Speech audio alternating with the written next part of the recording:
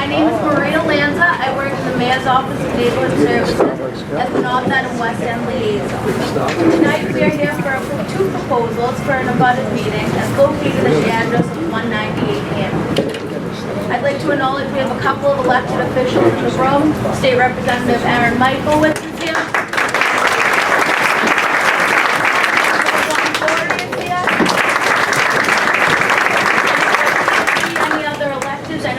Representatives from other elected office. I see a representative from Councilor Edwards' office here. So, and as they come in, I will try my best to identify them. I would also like to take a minute for the journalists, print and news media, just to identify yourselves for the group. We can start going this way if it's easier, so we'll just start where you're from. Yep. In here. I hear you. Good job. People are in the news for God's sakes. Channel 7, okay, back there. Boston 25, okay, now. NorthEndWaterfront.com. NorthEndWaterfront.com, okay, Regional Review, the Post Gazette, I see. Any print media, well, your name? Emily Williams. Okay. So the nature of this meeting is an introduction of a zoning or licensing proposal to be abutters and communities. Tonight there are two proposals on the meeting agenda. The first petition is Citizens Bank, which is seeking to change the legal occupancy from restaurant, retail, and Porchel to restaurant, banquet, ATM, and Porchel. The second petitioner is Starbucks Coffee Company, seeking to change the occupancy to include use item 36A for takeout and use item 37 to the existing restaurant space.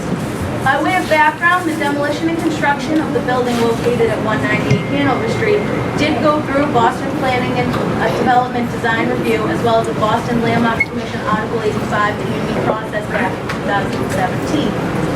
Abutters meetings like this were created in 2013 by Mayor Walsh as a way to keep neighbors closest to the proposals brief in addition to other forms of community process. There are sign-in sheets located on every table in this room. Please sign in to a sign-in sheet located at one of our tables.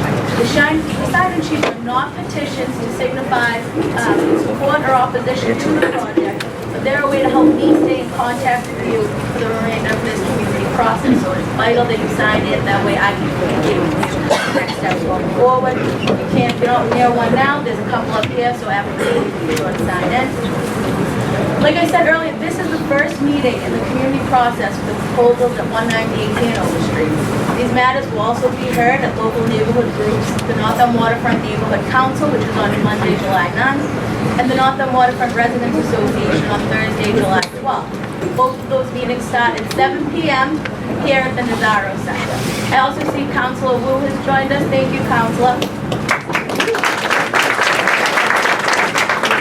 After this community process is complete, the petitioner will be given a date at the Zoning Board of Appeals as well as the City of Boston Licensing Board. When these dates are scheduled, I will be sure to let everyone know, which is why it's very vital that you sign in on a sign-in sheet. This meeting will go as follows.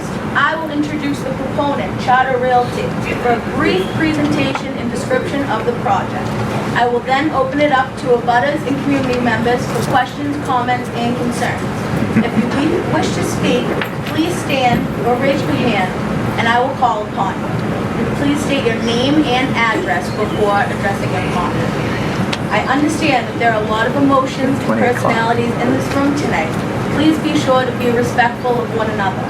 One person will be speaking at a time. There will be no applause. There will be no voting by a show of hands, and there will be no disrupting behavior, or I will end the meeting and we'll have to continue another day. I hope everyone will be respectful and kind in talking with one another and making your points across. So with that, I'm going to turn it over to Karen Johnson from Charter Realty for a brief description of the project before we open it up to questions. Thank you. Thank you, Maria. Good evening, everyone. As Maria mentioned, my name is Karen Johnson. I'm with Charter Realty Development. We are the proponents of this resolving project. Maria gave a great summary of where we've been in this community and how long we've been working through this process in terms of our review with the Boston Planning and Development Authority. At the time it was the BRA. We also started with the community meetings in the summer of 2016, where we held 3 separate meetings with the North End Waterfront Residents Association, the North End Neighborhood Council, and then because of the interest in the project at the time, both of those groups requested that we do a joint meeting. So we participated in 3 committee meetings a little over 2 years ago, and then as Maria mentioned, we had a process that we went through with Boston Landmarks Commission, which involved additional committee meetings. We've also been spending a fair amount of time going through and trying to meet with as many local residents, community members, stakeholders, etc. We understand the interest in this project, and from the very beginning, we recognized that we had a very unique location and a location that warranted something special. This is just a little bit of a summary of the existing condition. It shows you what's out there today, both in terms of the public realm in front of the building itself, which consists of a 4-story residential use building along 53 Salem Street, and then primarily a commercial building along Cross Street and Hanover Street. These buildings really, for the most part, have been somewhat obsolete in terms of being able to meet commercial tenants' needs. Those uses over the last 10 years or so have been subject to 2 to 3 year turnover in tenancies. So when we acquired the property, our first charge was really to look at some of the options for redevelopment and try to find a viable economic model for the redevelopment of this property and come up with a unique design that spoke to both the history of the North End as well as the wonderful things that are happening along the Greenway, and provide an appropriate transition point between the Greenway and the North End. So as part of that process, we recognized that we really needed to do something special in the public realm.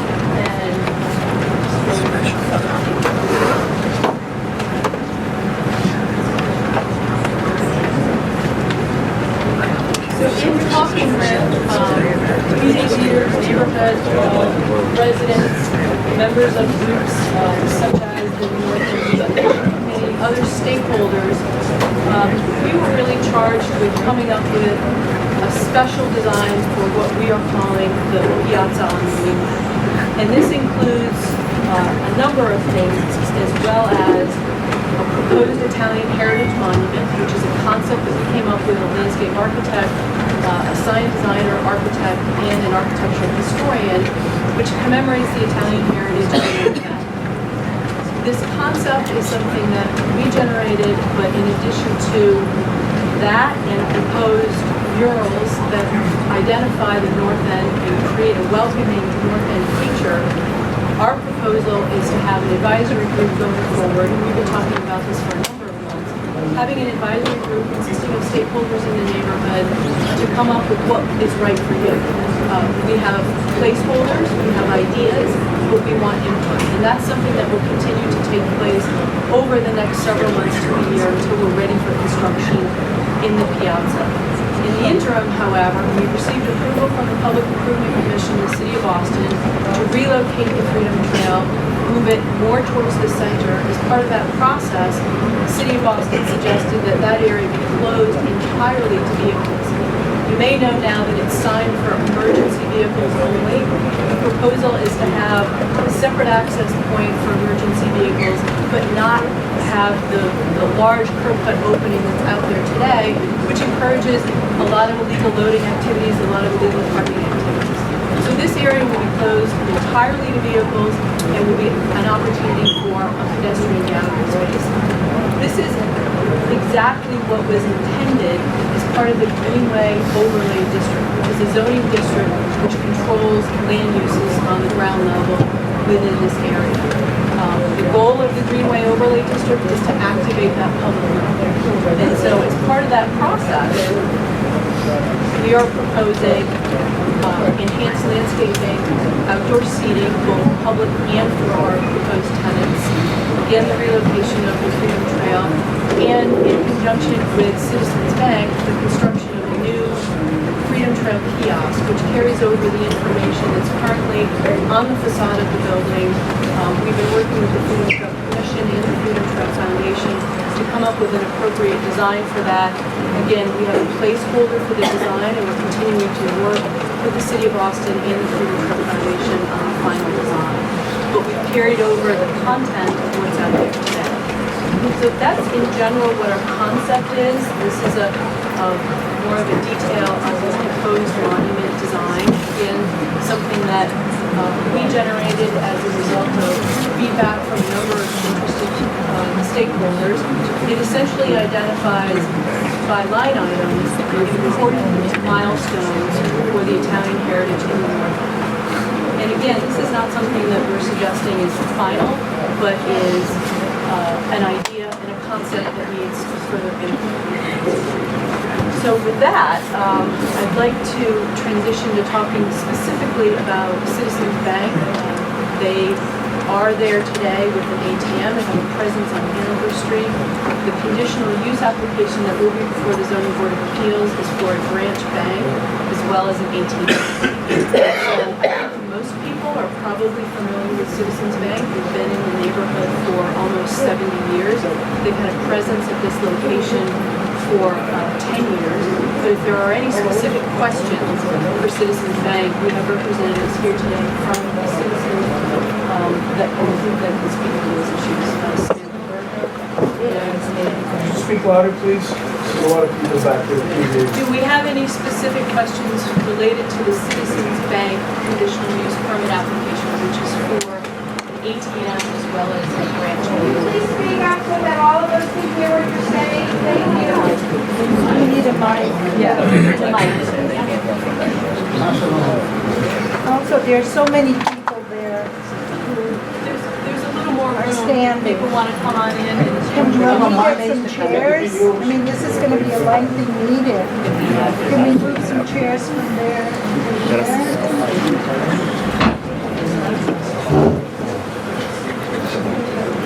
Representative, can you just relay the fact that we're asking for questions regarding Citizens Bank? So folks, we're asking questions about the Citizens Bank portion of the parcel. If anybody have any questions about that? If not, we can move on to the other stuff. Anybody have any questions back there? The speech wasn't about citizens, it was about something else. I don't think anybody's here for Citizens Bank. Okay, so everyone, if we have no questions regarding Citizens Bank and their proposal to put a store in the ATM at 198 Hanover Street, we will move on. But I do not want to end until I know that not one person here has a question about Maria, we have a Citizens question Bank. over there. We do, okay. Jeff Sarossi, and also Can you tell me if the Citizens Bank on Hanover Street will ever be moving? Will they be closing their branch? Yeah, so we will be meeting and closing the branch on the Hanover Street yes, we will be relocating. So, my name is Samantha Gardner. I am with Citizens Bank. The question was, will we be closing our branch on Hanover Street to relocate to Cross Street? We will be. The answer is yes, we will. Thanks, Jeff. Does anyone else have a question regarding Citizens Bank? Yep. Name and address, sorry. I'm sorry? Name and address. Jane O'Neill, Stillman Street. What would Citizens Bank having an office there add to the feeling of this development? As you know, Citizens Bank currently has a presence in this location in terms of ATMs, and they're designing a new branch for the center part of the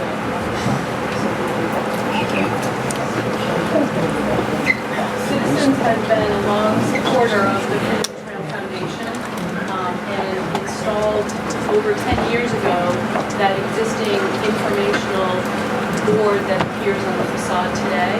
And as part of their relocation of the branch and their commitment to this area and the support of the Freedom Trail, they are sponsoring the new Freedom Trail kiosk. And to note, our application is separate for our use of that space for this project, so it's solely for our use of our location. The question was how this would add to the environment, how this would add to the character of the North End. So Citizens has been in the North End for quite some time now. We service a lot of vendors in the neighborhood. So our goal is to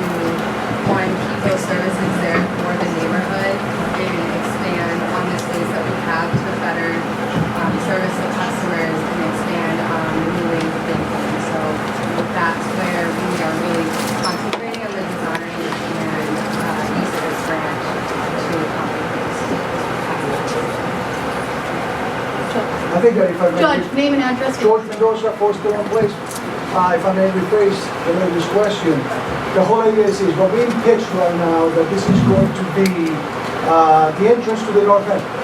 And that we are putting a facade and a project together with a small sign that refers to the contributions of Italian Americans to this community. Again, the question is, we are all looking at it with Italian American eyes, and we're trying to wonder which part of the development that you're putting forth is going to be representative of the gateway to the north end. We all appreciate the presence of Citizens Bank in the north end, and they are a profitable enterprise here, since many people bank with them. But again, the question is this being pitched as an homage to our community? We'd like to know where does Starbucks and Citizens fit in that homage. We're looking for maybe some background in Italian American history. We're trying to figure out how is it that these two businesses have made the North End what the North End is today. Okay? And we don't seem to be finding any of those answers. We Google it, we research it, and we don't see where Starbucks, a company from Seattle, all the way across the country with a very different background than the background that is here, represents our community. So, you know, we do understand that you have a very pricey project going on. You run very high-end tenants. Banks pay a lot of money for rent, and Starbucks would do anything to have their billboard in front of our neighborhood. But I think that the question is, again, you know what I mean? Not the service you're going to provide. It's obvious that Citizens Bank provides banking service. But the question is, how do you link that to the billboard for our community? And that is the question. And again, you know, we talked about this project in the past. I was serving one of the neighborhood councils. And my first question was, if you remember me, where are the billboards for Italian American business? Okay. And there were none then, there are none now, and yes, we are meeting, we're having an abutters meeting, but there's been plenty of meetings that have taken place prior to these in which we were not included. And that's, as you move forward with your presentation, you're going to find that our representatives have not been that open about this project to us. We feel that this project is another project carried out by big corporate dollars in our neighborhood that doesn't receive the same scrutiny that local businesses and landlords receive from the city of Boston. Okay, and there's plenty of us here who own property, there's plenty of us here who own businesses, and we're not treating with the same kindness. Okay, and that's pretty much, I think, the premise of our questions and the premise of our dislike to what's going on there. Okay, we were pitched something like this in the past. We were pitched it for us by both the Central Area Authority and the city of Boston. And we were going to have a wonderful area there with brick sidewalks where people were going to put seating, this and that and the other thing. And the few businesses that you referred to as those folks who couldn't pay their rent, that were there for 2.5 years, received little or no help by the city or the Central Area Authority other than obstacles in how to run their business. Okay, so the discontent is not just with your project and what you're hoping to put there, but the discontent is also with the way that the city and the state have treated us over a parcel of land that many of you here remember housed a section of our local businesses. We have Miami Liquor there, we have Morgan Pastry, we have Jufrey's Fish Market, and back in the day when that was next to the wall that separated our village from the rest of the city, the lottery, that was a hollow business. Okay? None of the people who were there doing business after the big day were able to carry out their businesses. Joe Pacho was there for many years. He was a great operator. He has businesses somewhere else. But unfortunately, due to the lack of infrastructure, the budget ended and they ran out of money. And they ran out of money right on the neighborhood that they affected the most with the construction of Central. So we got left out then. The few people who tried to carry the businesses there were not helped with the proper venues. Otherwise, there was disputes over outdoor seating and all sorts of issues. The few businesses that have entered into that space thereafter, Peach Coffee being one of them, Peach Coffee did not go through the neighborhood process. They had it all wrapped up. That's a separate parcel, so we're just talking about. Let me finish, please, I'm not done. Okay? One at a time, you said. Yeah, no, Okay, that's very well. separate I'm just, no, it doesn't matter. It does. No, it does This not matter. meeting is not about I'm trying to make a point here, Maria, okay? I'm not gonna, Peach Coffee came along and they came up to ask us for a certificate of use and occupancy. It was a done deal already. Again, Peach Coffee is not a business from Massachusetts, it's not a business from Boston. They received privilege, services from the city and allowances from the city without having to go through the same process that local businesses and landlords are expected to go through. Okay? We see the same, we smell the same right now, we're looking at the same. So, that's what, I've been in this room many times, all right? I've said behind the board here many times, and I've never seen anybody. Okay? And I'm a very involved member of the community, and I have not heard our representatives being candid about what's taking place on call. Okay? No applause. I clarified that. Thank you. Is there another question? Folks, how was the original design process done with regard to, this is the gateway of our community? What was the architect's thought in the design of the property that's there?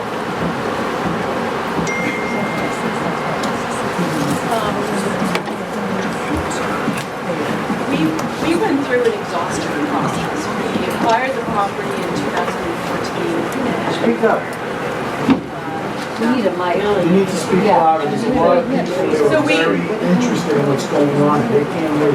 We went through an exhaustive process with regard to the design, and we undertook it for about 2 years. And there are several challenges with this property, and the ultimate decision was a project that we felt, and we've given this presentation before to this group, a rather lengthy presentation that talks about the design process. It was about a half an hour presentation.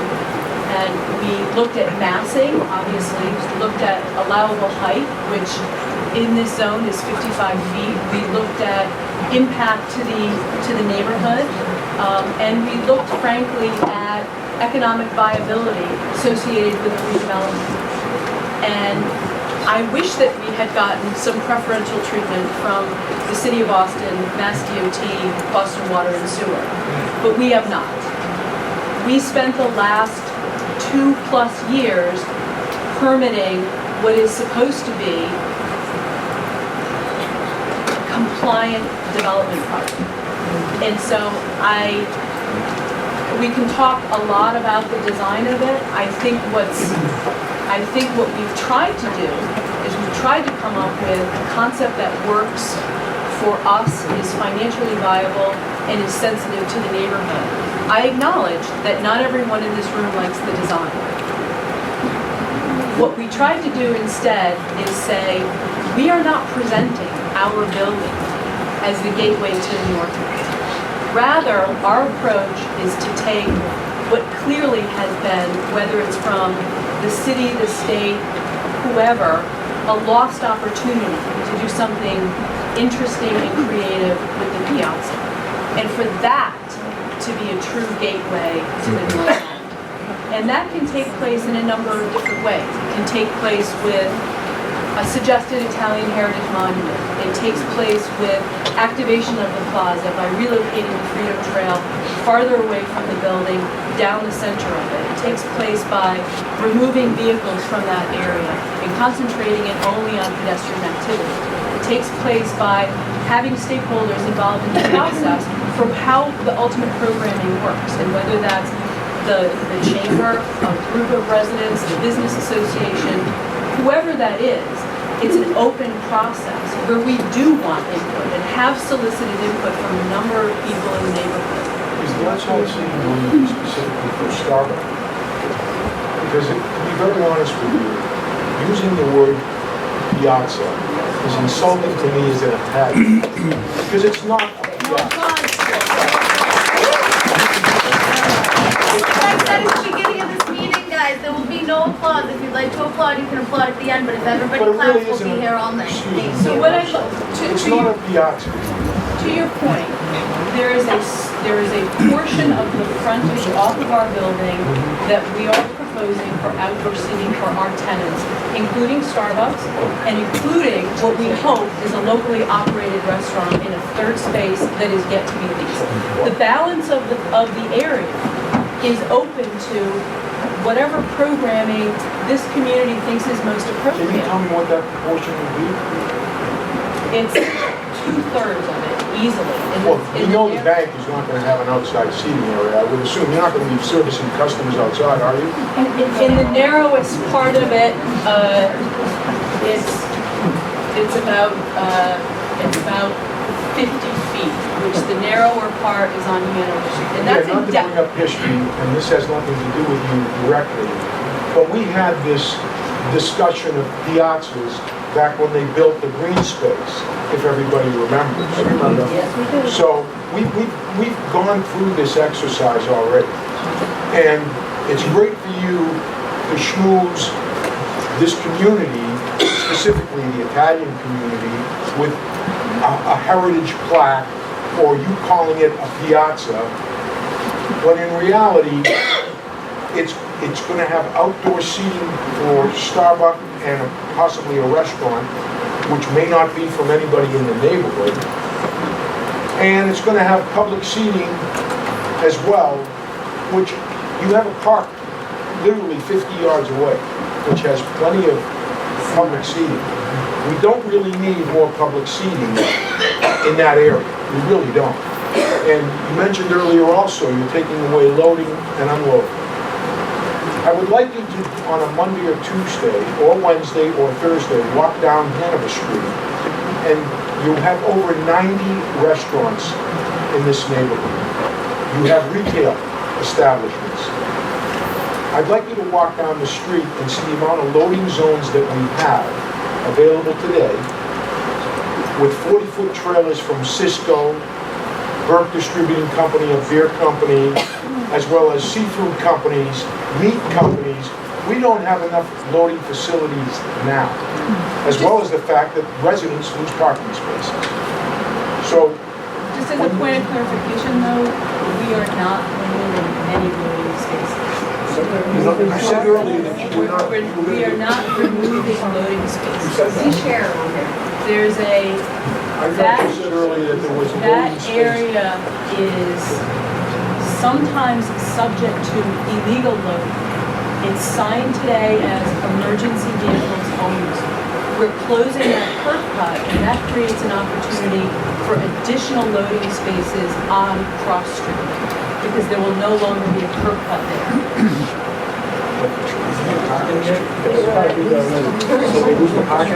You will not lose any parking. There's an existing curb cut that's on the plaza. That curb cut will be closed off, and there'll be another opportunity for parking in this area. I think we're still... Citizens Bank, do we still on Citizens Bank? Everyone's questions on Citizens Bank? Citizens Bank and their proposal at the location. Nope, done? All right, Citizens Bank, they're done.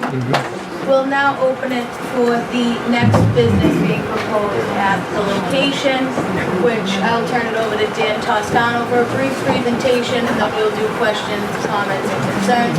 Just a refresher, when you do ask a question, comment, and concern, please state your name and address. Thank you. First of all, I'd like to thank everybody for coming out tonight.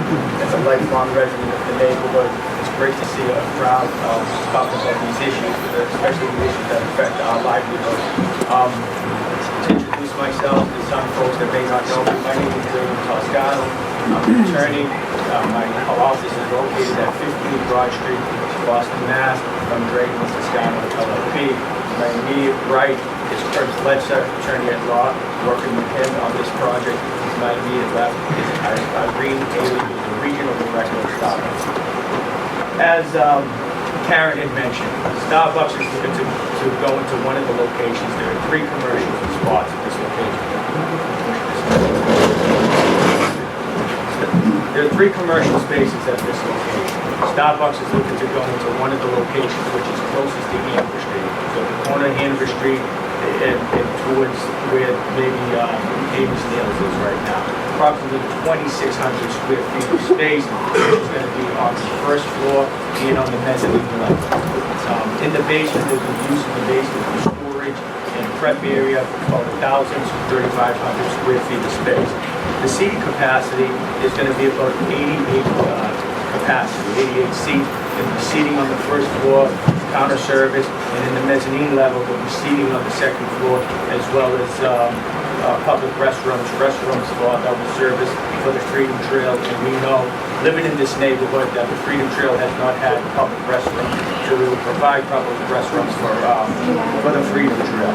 And also in the mezzanine level, we have made a commitment to the neighborhood that the mezzanine level, which has I think maybe 700, a little over 600 square feet, could be possible meeting space for residents, civic associations in the neighborhood.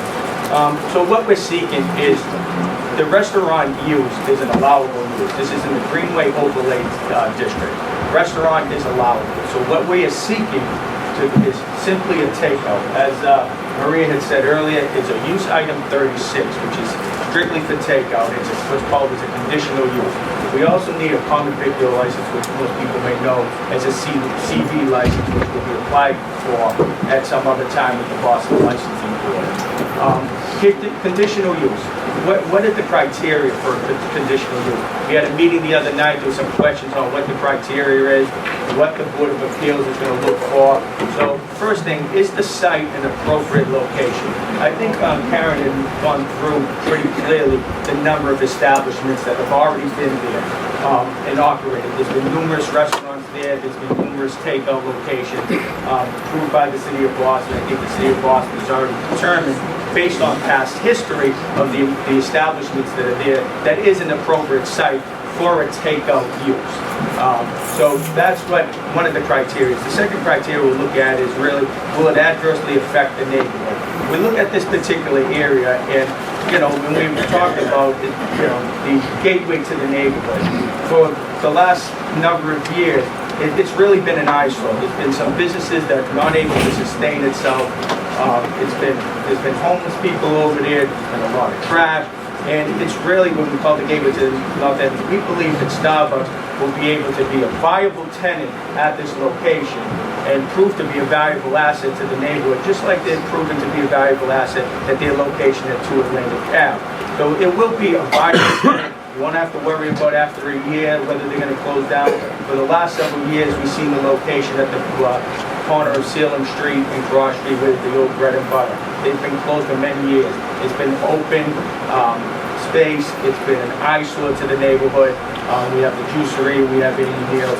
So it really hasn't reached the expectations. I remember going through the meetings when the artery came down that, we wanted to create this, and I know Jeff mentioned Piazza, we wanted to create a neighborhood or a location where people can walk, people can shop, walk through, and enter the stores, enter the, shop in Joe Pachi's. I think Frankie DiPasquale had an establishment there, Nico Verano had a sandwich shop, and really never developed, really never met expectations of the neighborhood. And we believe a company like Starbucks, who are going to be viable tenants, be able to sustain itself over here and stay for many, many years.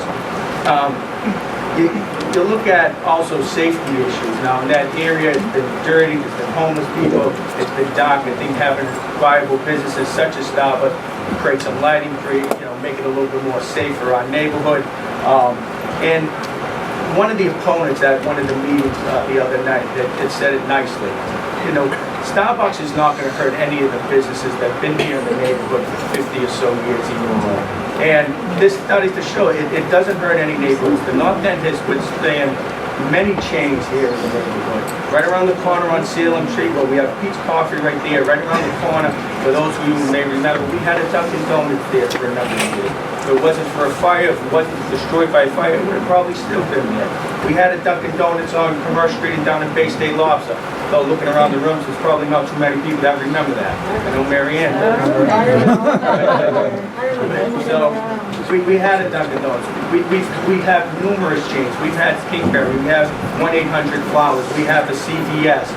We have 2 7-Eleven. We have establishments that, and they haven't hurt the neighborhood, or haven't negatively affected our neighborhood. The demographics of the neighborhood, as we all know, have changed. Growing up here, being 4th generation here, my children being 5th. And it was a close-knit Italian neighborhood growing up here in the neighborhood. And you knew everybody who lived in every building. And I'm not going to take the quote, my former boss, Salvatore De Masi, once said, growing up in the North End, you didn't have one mother. You had 100 mothers. But times have changed, and we know that. 60% of the people who live here now are ages 18 to 34. We have 52% of single households, 26% of non-related households. There's a very small percentage of the old school Italian folks that are here. And there are businesses like Starbucks that do cater to the demographics of the neighborhood. And Starbucks is a neighborhood business, that will cater to our neighborhood and the people that live here, such as all of you.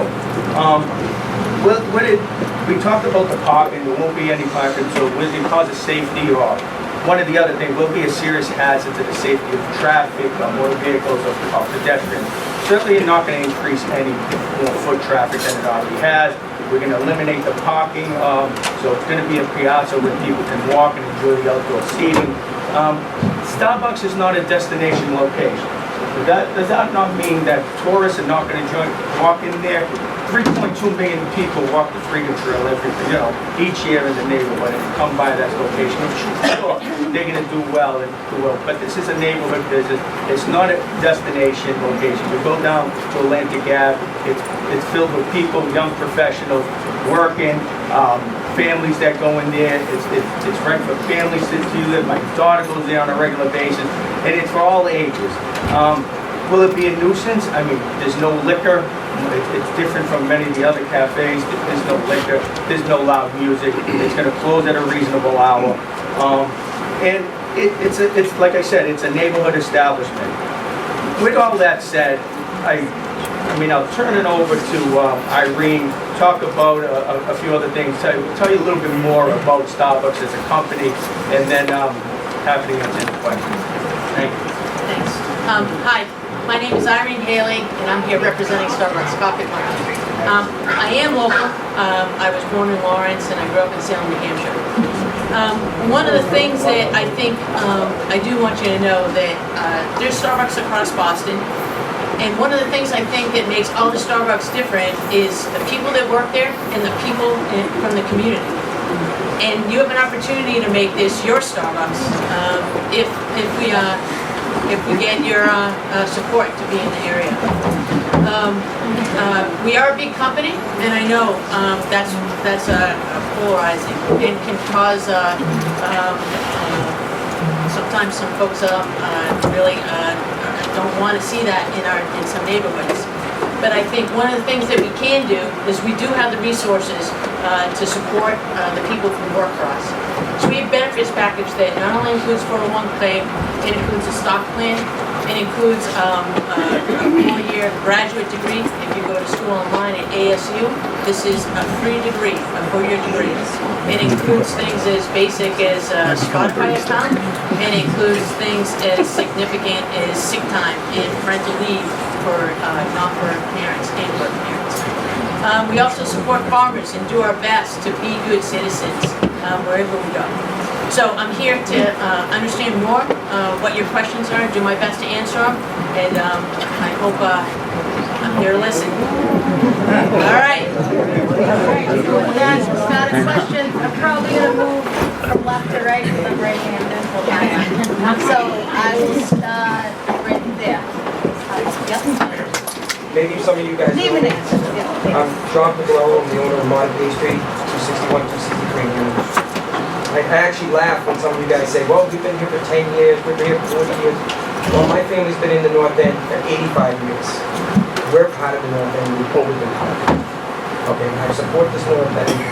It's my home, it's my life, it's everything. And let me tell you, I fought against Dunkin' Donuts, I fought against pizza. I fought against everybody, and I'm gonna fight against you. First off, how many times do you go to these type of meetings and have a crowd like this come out to say, we don't want you. We don't want you. All right, plain and simple. We're here, you're saying, well, we want you hired.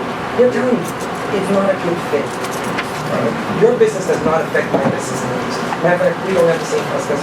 So I'm gonna take your name out, not Starbucks. Just you as a corporate giant is not what the North End needs. Yes, I know we have CVS. Well, let's start with all the Dunkin' Donuts are gone. They're gone. You know what? Pinkberry's gone. The only ones that have survived are the essentials. CVS, they cater to the elderly, they cater to everybody. It's not just, you know, a corporate company that comes in. I got a kick when you said, well, you know, we give 401k stuff. I do too. All right? I give so much back to the community. And when a company like yours comes, and I feel like you get favoritism, because I know the people are there. I know Frankie D had no problem with the industry. I know some of the other companies, but Nicky couldn't get anything. But on the other hand, he didn't get the freedom trail moved here. You know, I laugh at some of this stuff, and I'm baffled by it. But you know, when we want to talk about someone that's part of the community, modern pastry, 85 years, 4 generations, I think I got a little bit of saying stuff. And really, it's only now that all this has come to light to me, so I'm a little disappointed in even all the other processes. You know, I feel like everything's going backdoor. And you know, I thought those days were long gone. Well, I appreciate you.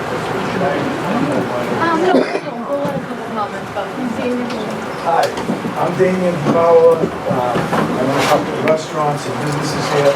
First thing I want to say is, this is not about being Italian or anything. This room is full of Italians and people that aren't Italian.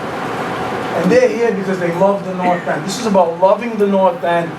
You can be Italian, Irish, Jewish, African American, it doesn't matter. Thank you. We are here because we love the North End. As Jeff was insulted, I am personally, and I hope that some other people are insulted, that you're going to commemorate Italian heritage with the Starbucks at our entrance? Am I the only one who thinks that's crazy? Yes. All right, and here's what I want to ask you, Karen. You guys, you've been talking to many stakeholders. Are any of the stakeholders residents or business people in this room right now? Who are the stakeholders that are advising you on this disgusting project that you're trying to bring into this neighborhood? Who are the stakeholders, Karen? Are they our elected officials? I don't think so. Who are give us some names of the stakeholders who advise you on this. There are many people, Yeah. I'm not sure if they're in this room or not. Give us some names. I have met with Victor Bernia, Thibodeau. I'm not saying that they are representative of the entire community, but there are You said you were stakeholders. stakeholders represent a certain interest in, for example, Patricia Thibodeau has been a longtime member of the North End Beautification Committee. Is she here right now? I don't know if she's here, I can't see it. Patricia Thibodeau? All right, I'm going to go on to my next. She's a new North Ender anyway. Because you've been avoiding the press, you've been avoiding comment. One other thing, before I get on, I'm sorry, Maria, I do have a list of things I know. I'm only going to get one shot to talk, right? Okay. How funny is it? I wanted to open a restaurant down the street, blah, blah, blah. I'm not going to get into it. You know what my mistake was? I didn't hire a lobbyist. They hired a lobbyist. Why do you need, he's right there, Dan Sensi. Why do you need a lobbyist to talk to our people, our representatives that we elected, that we love, that we know care about us in our neighborhood? Why do you need a lobbyist? You hired a lobbyist. Would anybody in this room who's a business person, or anybody who wants to put a roof deck on their home, anybody who wants an addition, would you hire a lobbyist?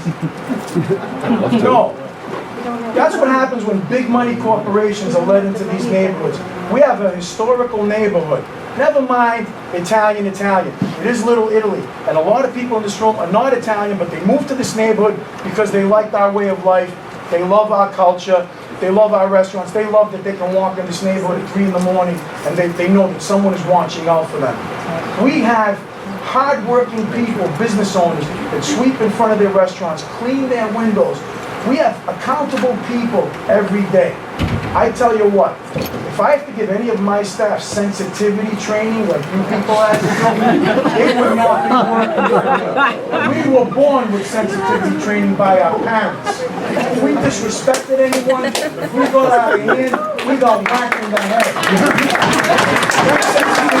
No applause, please. I don't know how many times I have to say it. I understand you're excited, you're upset, but please, no applause. Glad that I made you guys laugh. Charter Realty has not been honest and forthright from day one. I, like many people in this room, attended that meeting a little over 2 years ago. They brought this drawing or something like that, but of course it didn't have Starbucks on it. It had a bunch of generic stuff on it. And a lot of the residents said, we don't like the design, it doesn't look like the North End. And then people also asked, are you letting chains in? Well, you know, we haven't determined who's going in yet, but we're going to offer it to local businesses. There were some local business people in this room. Immediately after this meeting, I went outside, full disclosure. I said, Karen, I would love to be one of the businesses you contact. Absolutely, when we start marketing and stuff, we'll let you know. Well, fast forward to today. Fast forward to 2 months ago, 3 months ago. Boston Business Journal, Starbucks opening in the North End. Wow. I contacted all my friends that are in the business, all business people. I said, did anyone contact you from Charter Realty about that space? No one was ever contacted. So they lied about that. To give us that bone of a nice little commemorative 3D sculpture, call it a piazza, that's a bunch of baloney. You and your company are coming here to make money because you're a business and you're a corporate giant. You do not belong, and no big corporate giants like your company belong in this neighborhood. It is insulting to try to throw a bone at us. It's insulting to say you treat your employees better than we treat our employees. You've just come here and you've insulted all of us. There are many people that love the North End. You don't have to throw us a bone. And another thing, we should have had that when the big day, it was supposed to be a real piazza, not a Starbucks piazza. All right? It's supposed to be for this neighborhood. We don't want you here. We don't want any big corporate giants here. This is a historic neighborhood built through generations by hardworking immigrants. The same immigrants that we should embrace and love today that come into this country. And this is a slap in the face to what this country is about. If the city of Boston and our elected officials let you guys get in, they've stabbed us in the back and they've hurt us. I'm sorry, I wrote your name down. I don't want Irene. Yeah. Do me a favor. Kevin Johnson is the CEO. Tell him after all the negative publicity, after mistreating people because of the way they look, how about you say, you know what? Make a big announcement. Like they announced 150 closings from Boston. How about you make an announcement saying, we no longer want to disturb historic neighborhoods with working class families and business people. We work hard and we make salaries. We don't make millions of dollars. And we get up and grind every day. And we provide for the neighborhood, for our families, for our employees. Do not insult us by making it sound that you're much better than we are, because you're not. Please, it's wrong for you to be in this neighborhood. Turn around. Let us build our own piazza. I'll put up $50,000 and I'm making the commitment right now. I'll put up 50 grand for a piazza. Anybody else who wants to put up money, let me know. Aaron, Lydia, Joe, Mayor Walsh, don't let this happen to the North End. It will hurt this neighborhood. Olive Garden will be next. Applebee's will be next. McDonald's will be next. Don't insult us. Get your lobbyists and go somewhere else. I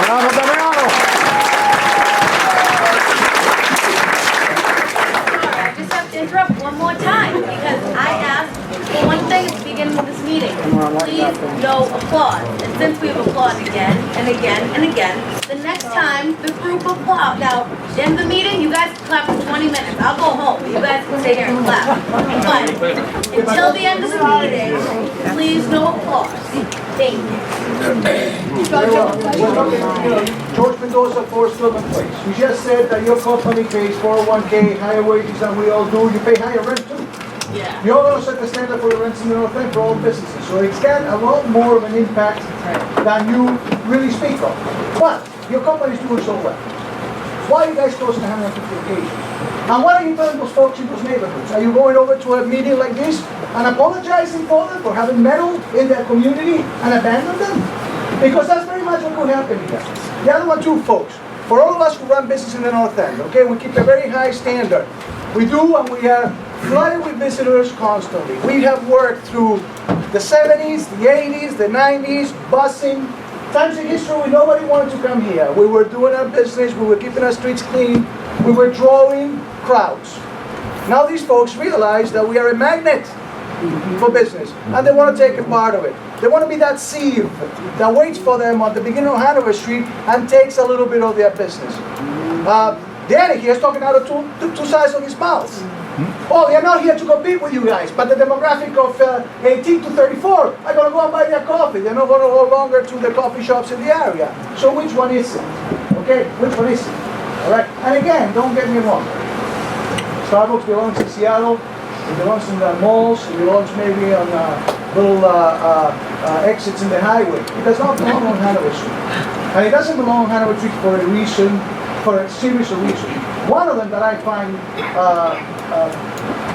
scary, particularly with the philosophy of the administration in the city, that you guys have a set of rules that haven't been used in business ever. You know, public restrooms. Now people are going to go into Starbucks and they're going to think those are public restrooms. They're going to think that they are Starbucks restrooms. So the standard is going to be set at the beginning of Hanover Street, where everybody can walk into anybody's business. There's no need for a purchase, or you can go and loiter. You can go and use the bathroom. How are you going to police the mezzanine where the public bathrooms are? Are you going to have a guard there? Why don't we let folks use the public restrooms, folks? Because we have a heroin epidemic in Boston. People are ODing on a regular basis. Okay? We don't want that at our gateway. With your philosophy, the piazza is going to be a hangout for drug addicts and homeless people. A problem that we did not have till our administrations got so progressive that they're putting methadone clinics in every neighborhood because it's a feel-good place. You know, it attracts the good thing. Why don't we put the methadone clinic in Government Center? Why don't we put the methadone clinic in City Hall? There's plenty of empty rooms there.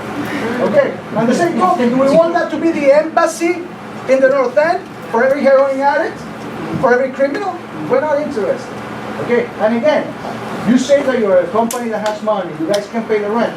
Explain 150 businesses closed. Explain. How many employees do you display by closing 150 businesses?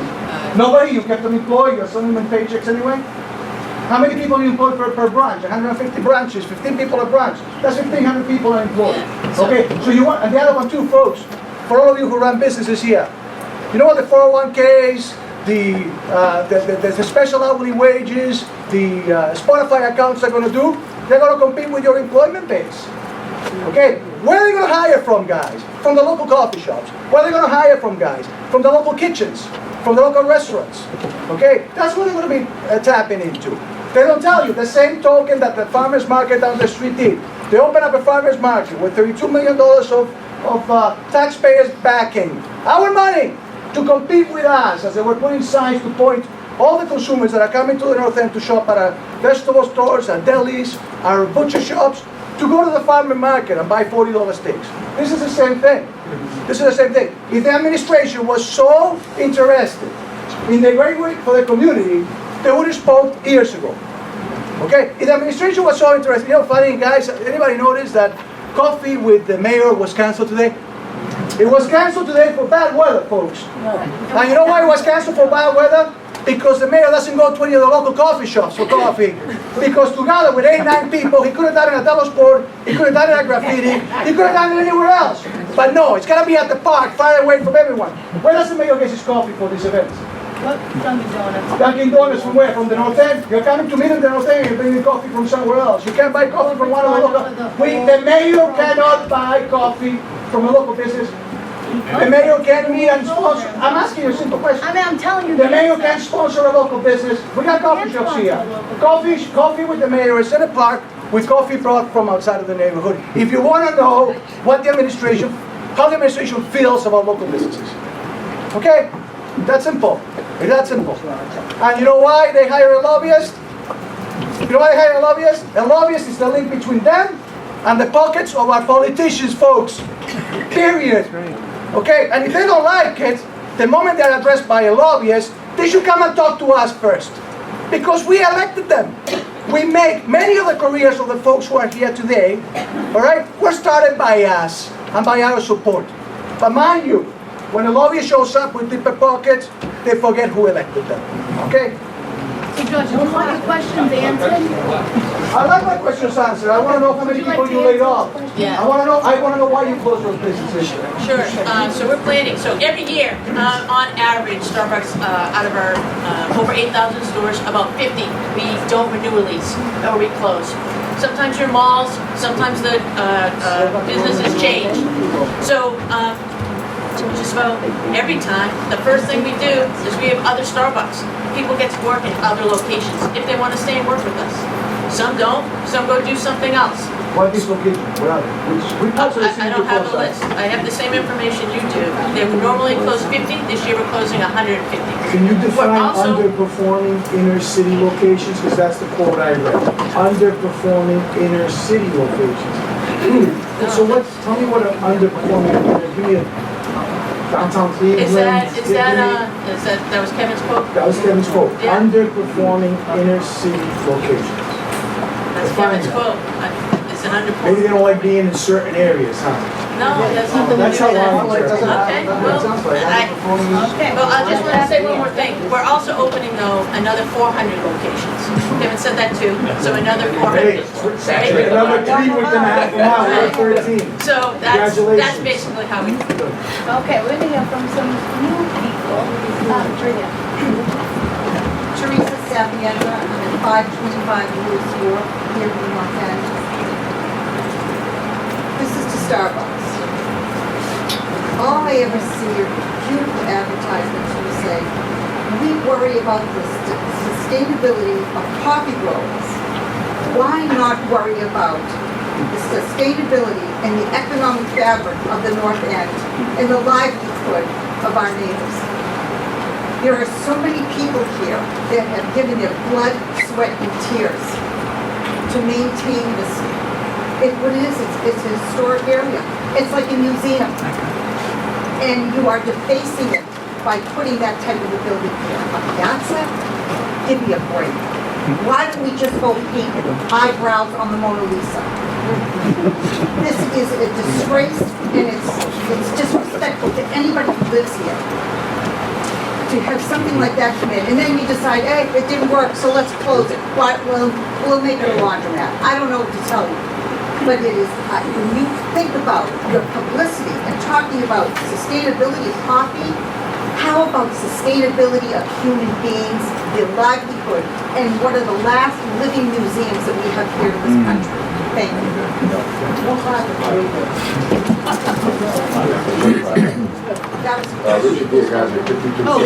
Did you want to respond to that? Sorry. I didn't realize that. What about the sustainability of the humans? So we employ quite a few partners, as I told you about. We sustain coffee by supporting farmers all over the world. Coffee Day. I'm talking about sustaining these people here, So- in this museum. I understand, and for a lot of you, just the idea of putting a Starbucks is an insult. I understand, I definitely hear that. What I'm here to say is, we can offer something for your community. Maybe you'll give us a chance to do it, maybe you won't. And maybe there's some other people who want a Starbucks. I'm here today to answer your questions. I don't think I can convince you that it's not my intention to insult anyone.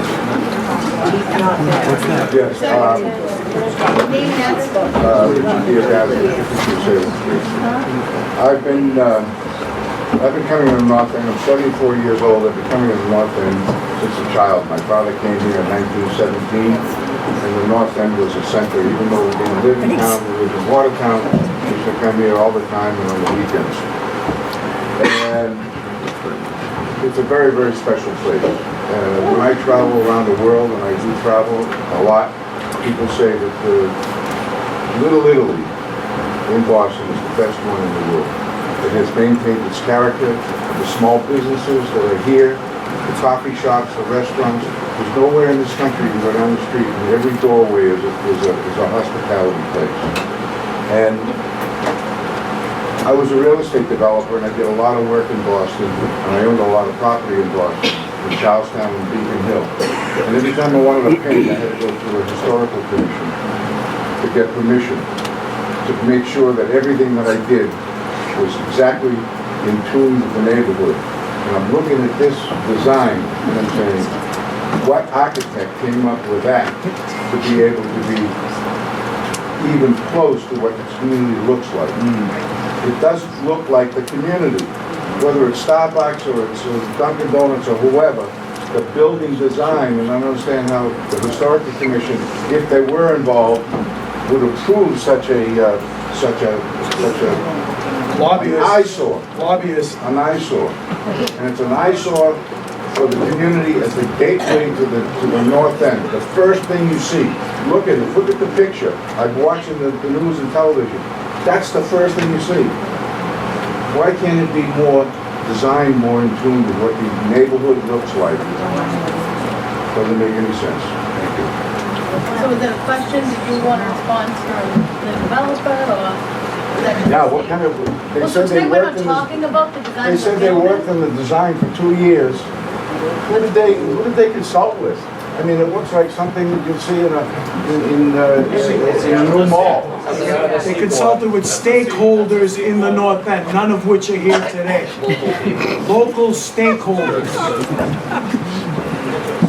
Unidentified stakeholders. Damien, did you have a chance to speak? Thank you. I'm sorry, Maria. We did give, as I mentioned earlier when this gentleman commented, a rather lengthy presentation about the architecture 2 years ago. It wasn't anything you really had, it wasn't No, anything one required. person talking at a time, please. We respect the fact that there are some differences of opinion with regard to the architecture, but the process, which I believe is your question, was to go through, at the time it was the Boston Redevelopment Authority. This project was subject to a design review component of a small project review. Next. Yeah, Matt Genotasio, 28 Atlantic Ave. I have one question. Can you imagine yourself walking for the first time, supposedly to Little Italy, and you see that? Don't you think it would be kind of like the same time that you would walk maybe towards the Vatican or the Colosseum and see Papagino's as the first thing that you see? It does not work. It does not work. You can say, oh, we're going to be a part of the community. You're not. It's never going to happen. Nobody does. Everybody promises, promises, promises. We've seen it all the time. That's going to be a breeding ground of filth. Nobody wants. We have too many vagrants. Too many. And when you say, oh, well, we're going to be a part of the community, what, you guys going to be there at 2:30 in the morning when somebody's throwing up in front? Are you going to clean it up? Are you going to make that commitment?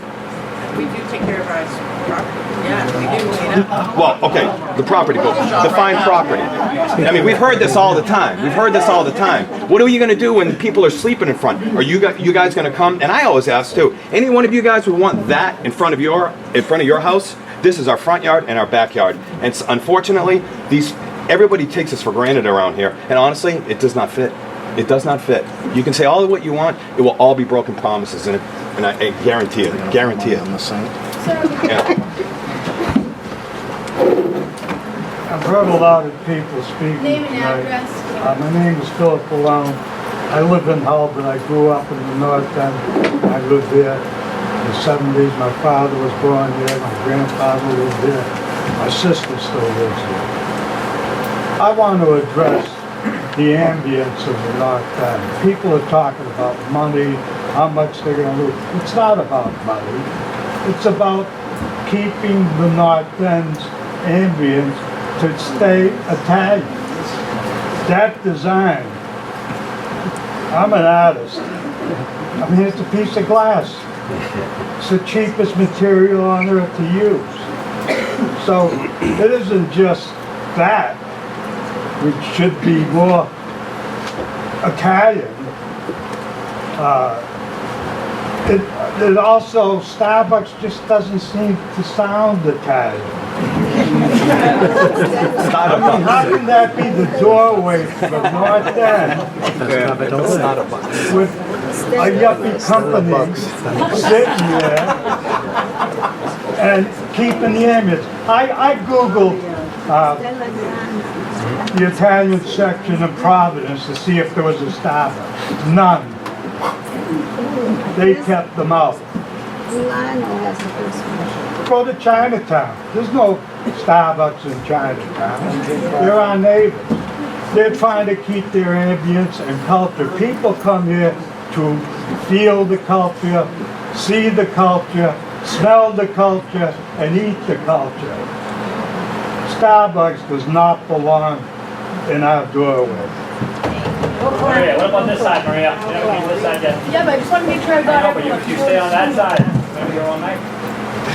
I told you I was I know, but left. You know, Frank, go ahead. I'm Frank, Name and address, please. Thank you. 130 Salem Street. You know, I really don't mind you guys being on Commercial Street. One thing that I see that Commercial Street's now the waterfront, no longer the North End.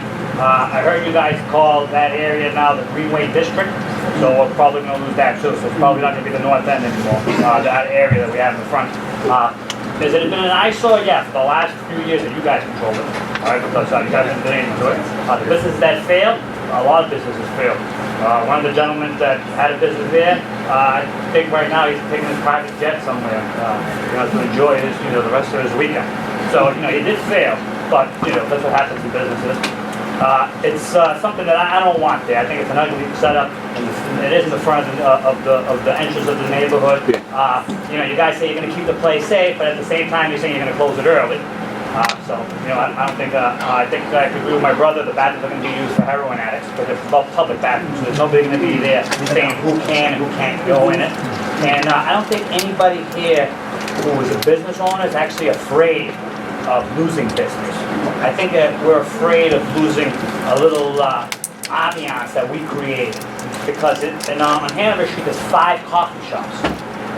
They all compete with each other. So I don't think these people are going to have a hard time competing with you. All right? And you talk about local farmers, who do you sell there? Because I buy local tomatoes. I buy local milk. I buy local eggs. Who are you going to hire to do your plumbing in here? I hire local plumbers. The kid that I make my sign, he's a local, they're local people. His nephew, who I grew up with, helped me build my place. Okay? 2.5 years it took us to get right permits from the city of Boston. I'm a small business. I don't got that money you guys have. You don't have a lobbyist? Yeah, I don't have a lobbyist. We're working with some of the local contractors. I appreciate I know that, but the same neighborhood that you love, you're gonna help change. And it's already changed. It's already changed. So I say enough's enough. And you know what? I don't want it. I don't like it. I love that area. I go there all the time. My kids don't like Starbucks at all. There's nothing in there that they like. The vanilla milkshake that they put inside a container. But other than that, your stuff comes out of a box. Doesn't taste good. You know what I mean? And it has nothing to do with this neighborhood. There's pictures of that entrance. Okay, we're talking way back when it was Italian and Jews. That looked twice as better than it does now. And we're living in 2018. And I love, because I voted for all these guys. These guys could speak up on behalf of the neighborhood. Because I know what you like. I know what John likes. Okay? I know what you like, Dan. That doesn't look good. And CVS, you know why we need CVS? We've got nowhere else to buy toilet paper. We need a supermarket. You know what I mean? You can go pick up your you go to the doctor, the minute you get out of your doctor, then you pay. You go to the Green Cross. Pepe survived because Pepe. Yeah, that's why he survives. You know what I mean? Yeah. He doesn't survive because of anything else. He works hard, he has his customers. He lost tons of customers for serious, but you know what? He's a survivor. This guy's an immigrant. I'm first generation in his neighborhood. I came here because my father in 1983 came from Buenos Aires. The reason why he loved this neighborhood, he told me it's safe for kids and women. He walked around it and it reminded him most of the country that he left. Because there were butcher shops, barber shops, places that you go have coffee, not Starbucks. And the Dunkin' Donuts that they're talking about Commercial Street was a beautiful Dunkin' Donuts, a diner. You didn't get a paper cup. They used to make the donuts in the back. You used to be able to see the donuts. It was a totally different neighborhood. You can't compare the Dunkin' Donuts that was on Commercial Street in the 80s or in the 70s to Starbucks. All right? You know, and I don't know who you're hiring, right? But I know you're not hiring from the neighborhood. Because these people are rich around here. They're not working at your place. And I can't find one local person to work at my place. And that's a statement. I don't have any questions. I think it's ugly. I hope you don't get it. I hope the mayor listens. If we were in Chinatown, it wouldn't happen. You know why? Because the Chinese stick together. They won't vote. They'll never vote for any of you guys ever again. All right? But remember when it's time to elect, who you're going to elect. That's right. I found out about this because of Damien. Nobody told me about this. Damien told me about it. You know? And I'm telling you, I don't think the graffiti, the Dulles Sport's going to hurt. But I'm still going to go there. You know? And how can you hurt? You know, Mike sells coffee, Victoria sells coffee, Paradiso sells coffee. Please. I don't think that people are scared about losing business. I think we're scared that we're going to lose our neighborhood that we've already lost. Yep, that's right. No clapping. I gotta go to work.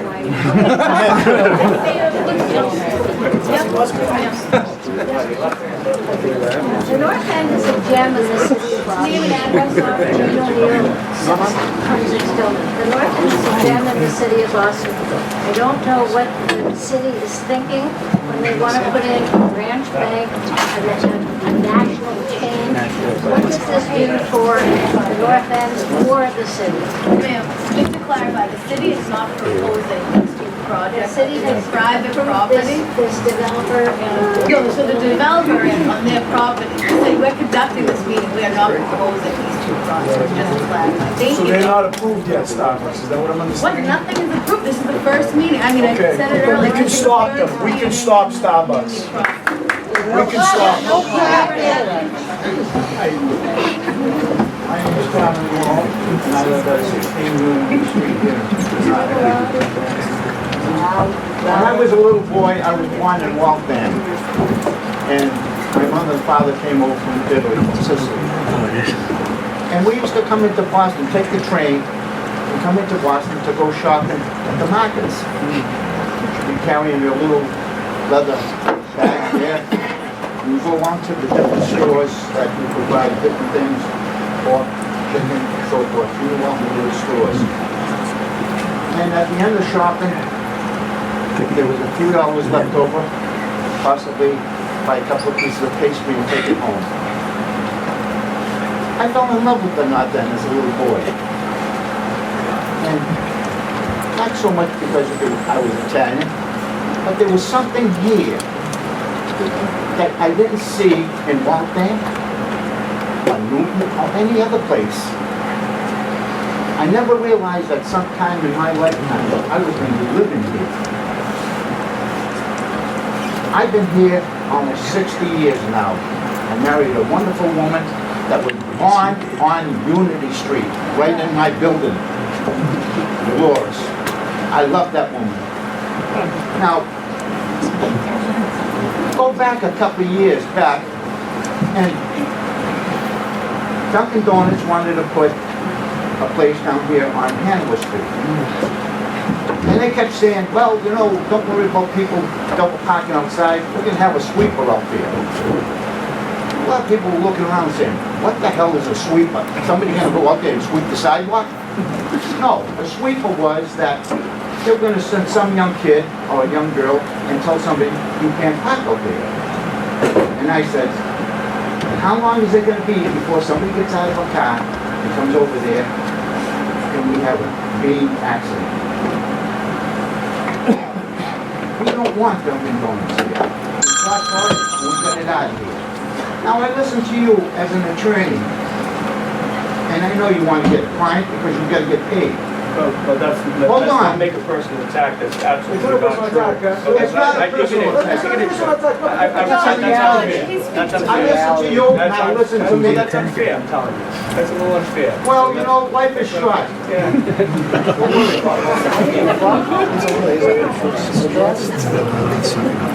See this? I said a lot of things to a lot of people wearing this hat, so don't worry about it. Thank you for your service. You talk about all the wonderful things that this company is going to give us. Starbucks, you want to come in here, you have a store down the other end of the street, but you figure, whoa, this is a nice place over here. We can do a lot of business here. We can screw a lot of these stores. Don't tell me that's not going through the big heads, the proper people. Because all they think about is one thing and one thing only. Money. Greenback. So now you say we're going to do a lot of things for the neighborhood. You're not going to do a goddamn thing for this neighborhood. And the only reason you want to come here is for one reason and one reason only. And that's called greed. Money. We got a lot of people here that have little coffee shops. I go into them. Sit down, listen to some people talking Italian, some people talking in English, naturally. But it's a home. I can go in and sit down and enjoy a cappuccino. Why in the hell do I want to go into Starbucks for? First of all, I don't like the coffee, but that's beside the point. Why do I want to go in there when I get people that I know here who own shops?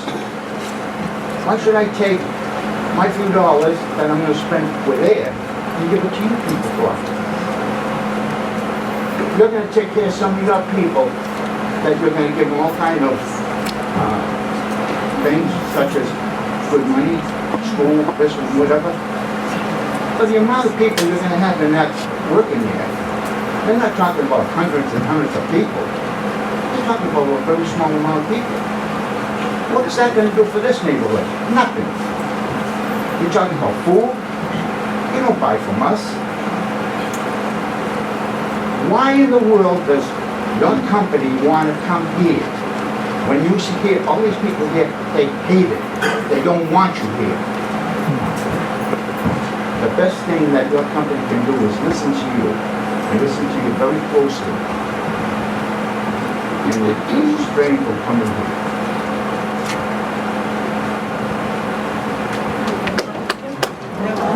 Yep, right in the back. I have a few questions, actually one question. Name? Oh, I'm sorry, I forgot. Antoinette Mawson, 9 Battery Street here. I want to clear up on the rumors that are going on. I'd like to know if they are true or what.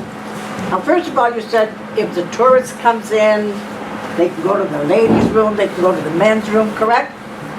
That's absolutely correct. There'll be public restrooms in there. There will be public restrooms. Anybody can walk in, go to the bathroom, like they do at the fire department. Right. Everybody goes to the fire department. The tourists ask, where can we go to the bathroom? I always say, right to the fire department, right around the corner. Okay, so now you got all people, all kinds, going to the bathrooms. Now what about the rumor that they said you're gonna have like lounge chairs? People can come in and sit down and relax. Well, I'm gonna be the first one to go up there because I can't walk. And I'm gonna just sit there, but I don't want no coffee because I can't stand that. That one gives me agita, the first one. No, it did, it really did. As well as my judge. I was feeling like burning sensations. But is that a fact too? That you can sit there lounging? When you say lounge chairs, Well, you know. there is no lounge chairs, but you can sit there, absolutely. There's workspaces on the mezzanine level. There are seats approximately capacity of about 88 seats. So, yeah, but you can sit there without purchasing anything, but you're not allowed. There's managers on site, sleep there. So there'll be a manager on site all the time. Yeah, but you're worried about, you're worried about the homeless people. Right. Now, how do you know who's homeless? They're just sitting there, they're just gonna relax and enjoy, and they don't have to buy a cup of coffee. Why even do that? None of these places in the North End have a way, an area where, yeah, just sit, don't even bother having a cup of coffee, take it easy, relax. I can't see the idea of that in Starbucks, because I see the one on Atlantic, or Commercial, and they have, they're over there with a, all day long. If I wanted to sit there, I couldn't anyways, because they all took up all those chairs. But what's with the lounging chairs? I call them lounging chairs. What is the purpose of it? We have soft seats, and we made the choice. We made the choice that people could come in, and we treat everybody as a customer, whether they buy something or not. You can agree or disagree, but that's the choice that we made. And what we do is we hold everybody who comes into the store to the behaviors that make it a comfortable place for everybody. We have to allow when people come in and keep sitting there for hours and hours at a time, taking up space. How long that's going to take. All right, thank you, young man right there. Yep. My name is Justin Amoroso. I live at 52 Lewis Street. I've been in the neighborhood for 23 years, born and raised, 4th generation. I belong to 3 religious Italian festivals here in the North End. Every single local business owner in this room supports the festivals. We go to Starbucks once a year for every festival, trying to give them a calendar to put money on to support. Every single year, they throw it back at us. Why will another location say yes when the other one says no? You cannot support us if you're not giving us money.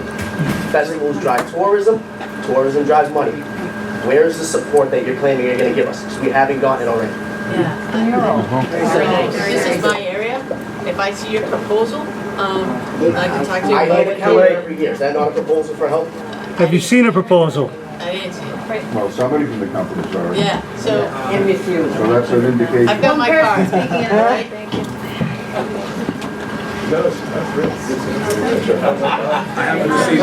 Yep, right there. I'm Sarah Pickrell McGee. I'm also on K Street. And one of the things I have to say about this is that, all right, it's all about money, okay? Starbucks looking for money, okay? Just like everybody else, they're making a living.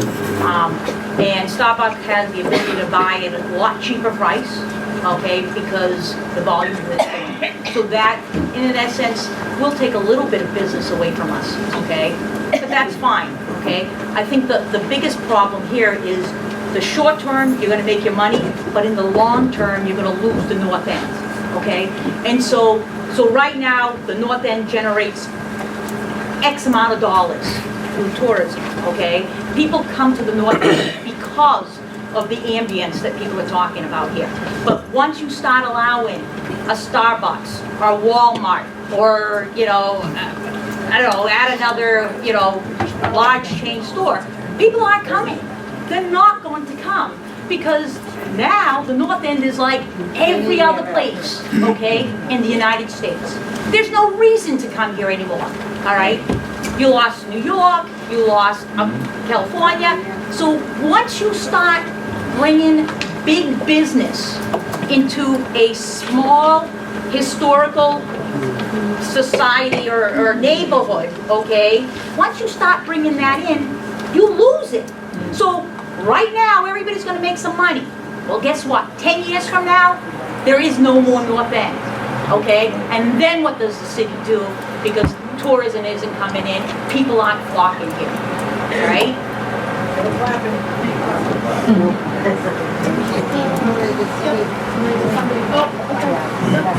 Thank you.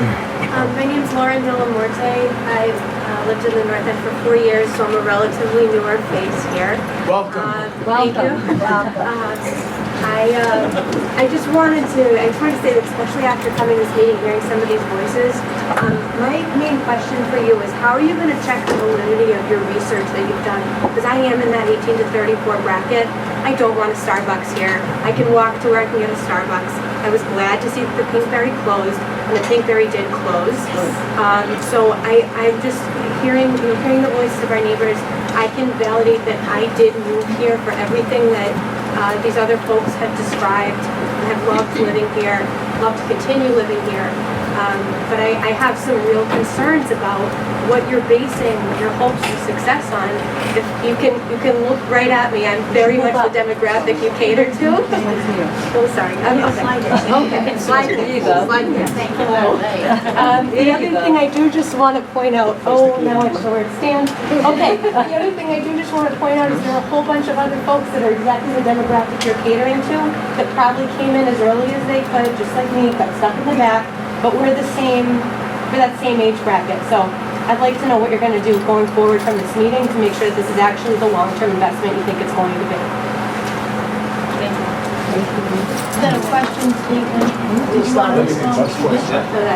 I'll turn it over to Irene and say, but I believe like the way it is now, right now, the gateway to the neighborhood hasn't been a viable location. And we talked about it pretty much, so I'm not here to convince anybody to like it or not.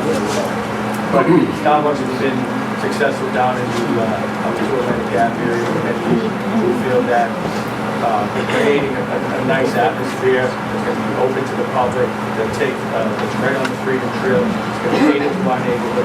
We feel that's an appropriate location. But I think you're hearing it's not actually going to cater to the neighborhood. I think part of the business plan that you guys articulated is that it's actually going to cater to tourists, which is fine, but our businesses cater to tourists as well. That's right. So how are you going to cater to our neighborhood? How are we going to cater to our neighborhood? Like you said, we work closely with the North End Month Association. The site down at the 2 Atlantic Ave location. Free coffee for the North End mothers. That's how they do it. I do want to hear one thing. The project manager works closely with the North End Month Association, very active, group in the neighborhood, and always looking to do more in the neighborhood. Like you said, we're going to revitalize and bring that area back to what our expectations was. The outer came down, we hope that this business will revitalize that area. One speaker at a time, John, please, I will call on you. Name and address, please. My name is Adrian Chaya. I'm a resident of the North End neighborhood. My family's been in the neighborhood since the 1900s. Very early 1900s, my great-grandmother was born in Mount Square, right across the street from Palmer Beer's house. And to say that everybody here, I guess, understands that this is the face of the North End. But the gentleman said, and like yourself, you're from Lawrence. When you think of the North End, you think of the home front as like Starbucks. You think of it like where you walk down the street and your grandmother was selling lemonade.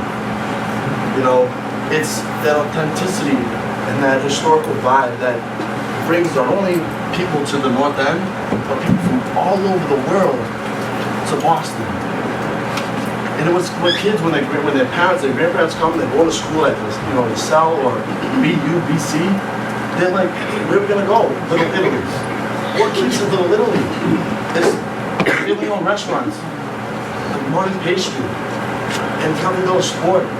And that's what keeps it authentic. You can't have a commercial industry come in here that the neighborhood doesn't want and make it something that it's not. Regardless if money's involved, or politics involved, or anything else, it has to stay original to what it is. And my family has been here for over 100 years. And that's something that you can't change, but you can change by bringing corporations in here. And outside funding, for whatever reason, whether it be good intentions or bad. Like many people here have said, short term, not long term. Hundreds of years. My family's been here through the Great Depression. We lost property to try to keep families in their houses. And we're not rich, we're not like a couple of working-class families. I understand what it's like, and that's something that you guys have to understand when you come into a neighborhood like this, is you're taking people's hearts and their souls and their dreams, and you're taking it away. You can't do that. You can't. People come here to make movies because of what it is and what it was and what it's going to still continue to be, because the neighborhoods like this. This is one of the last, like she said, memories museums. It's a living museum. The molasses flood. What's the molasses flood? Oh, that happened right here. No one talks about that anymore. But it happened. You need something like that. It doesn't all have to be pretty and glass like the seaport. That's new, that's great. That's what people like that, they go to seaport. But when people want authenticity and they want brick and mortar, they come to the North End. Thank you. See, you guys are getting it. Let's see some of that. Yep, time. everybody. Tanya Green, Margaret Sweet. Damiano, you mentioned that Charter was reaching out to prospective tenants in the North End business owners. That they weren't reaching out. But they weren't. They say they have. Yeah. I know that Dan's mentioned that in the past. I'd love to know, again, names of who you've reached out to. And then you have some insight into how they're currently keeping the property up, seeing that you're cleaning up their crap every week. So I'd love to hear more about that. I'm turning it over to him. So Charter Realty and Starbucks want to team up to keep our neighborhood clean because we are incapable of keeping it clean. But let me tell you something. I have video on video of me and my guy Francisco cleaning up that property on the Salem Street side and on the Cross Street side. And I had to call her and tell her and show her. Do you remember our little tour when I showed you how filthy it was? Do you remember our little tour? Karen, come on. You remember? I know you do.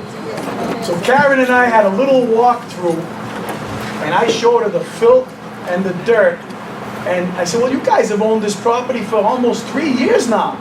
But now all of a sudden, that you have Starbucks. So I heard another rumor that Starbucks is backing up the development because this is an $18 million project.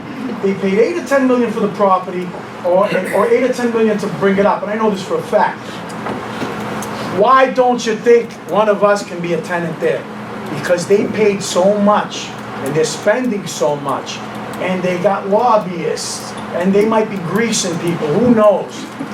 They need a real estate company like Charter Realty. And if you Google Charter Realty, you'll see something about some bribes in Connecticut a few years ago. I will post that on Facebook soon.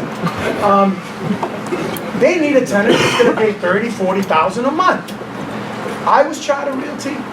Got a big space like that? Let's think. How can we get our 6%? Because big companies like this, developers who ruin neighborhoods, work on 6%. That's their number. Make a little more than you would make in the bank in interest. 6%, 7% is their number. Divide that thing into 6 spaces. Contact the community like you promised you were going to do and see who's going to go in there. And now all of a sudden you're going to keep it clean when you've been there almost 3 years and I've had to sweep and power wash and get rid of the homeless people sleeping in your doorways? I don't think so. Can you please acknowledge that you and I had a tour of your garbage and filth, Karen? Just say it to everyone here that you remember walking with me. You're not going to say it. Well, we know. We're all waiting for the answer. I have been around the neighborhood with Damien. The first time was when he was interested in possibly leasing the space. Can't hear you. And the first time I walked the neighborhood with Damien was about 2 years ago when he was interested in leasing the space. At that time, we were still figuring out our final construction plans and we were not actively leasing the space. Now when I say actively leasing, I mean sending out email blasts, flyers. However, our property was put on our website when we acquired it in October 2014. At the time, we purchased the property with a master lease in place, and that master lease was with Citizens Bank, who controlled the entire property through a master lease arrangement up until January of 2018. Because of the delays that we've experienced through permitting, we extended those leases with our active tenants, including the nail salon, the juicery, and Citizens Bank on a month-to-month basis. And so as of January, we have control of the property in terms of the maintenance responsibilities. We have a day porter that comes on a daily basis and picks up garbage. There are times when the day porter arrives slightly after the pickup and then has to do a pickup from the typical pickup that happens in the city. We don't have a tenant on Salem Street. We have no tenants in the residential property. So where the trash is generated from on the Salem Street side, I cannot say. However, we did install cameras so that we had a better sense of what was happening. And we did determine that there are some residential tenants on Salem Street that are putting their daily garbage at our property. We have made an effort to close off the opening to the former bread and butter space, because that was a very attractive area for a particular homeless person that I believe is well known in the neighborhood. We close that area off. We do power wash it on a regular basis, and we do maintain the property. It's a very, very challenging thing to do. I acknowledge that. I have monitored our various code violations. We've had some that have arrived at 9:15 a.m. when the typical pickup comes around 9:30, 9:45 in some days. We can show you, if anyone is interested, of video clips of all of these things. I believe it's challenging for all property owners within the North End because the sidewalks are narrow. It's difficult to manage it. It's not something that is unique to our property or unique to any of your properties, I'm sure. Can I offer a rebuttal? We're gonna have some. Oh, I'm sorry, I'm sorry. That didn't answer, Maria, that didn't answer my question. Also, the names, Just about to get. great, thank you. The names of the people you contacted. In terms of our leasing initiatives, as I said, until we had control of the property, had a better sense of our construction schedule, we were not actively seeking tenants. What we typically do is we send out email blasts to brokers. It's not unusual for any landlord to use electronic means of marketing their property. It's typically what happens in the industry these days with leasing brokers. We sent out flyers, and I can show you all of the dates through and the number of people that were sent them out to, 4 to 5 flyers over a period of time between September of 2016, when we first started talking publicly about this project, through to 2017. Overall, we had 8,000 to 10,000 recipients of our email blasts that go to our database, which consists of real estate brokers, property owners, business owners, etc. And we had also, because we were more public in the summer of 2016, received several inquiries from business owners in the North End, business owners in surrounding communities. And I'm not going to name names, frankly, because we never entered into letters of intent with those individuals, and it would be a betray of the confidentiality of someone reaching out to us and saying, I would like to go here. I can tell you that I have emails, correspondences from people that were operating restaurants in the North End, were losing their locations, and had reached out to us. The difficulty that we had at this time was dealing with the time difference and when we would be able to offer that space as an opening.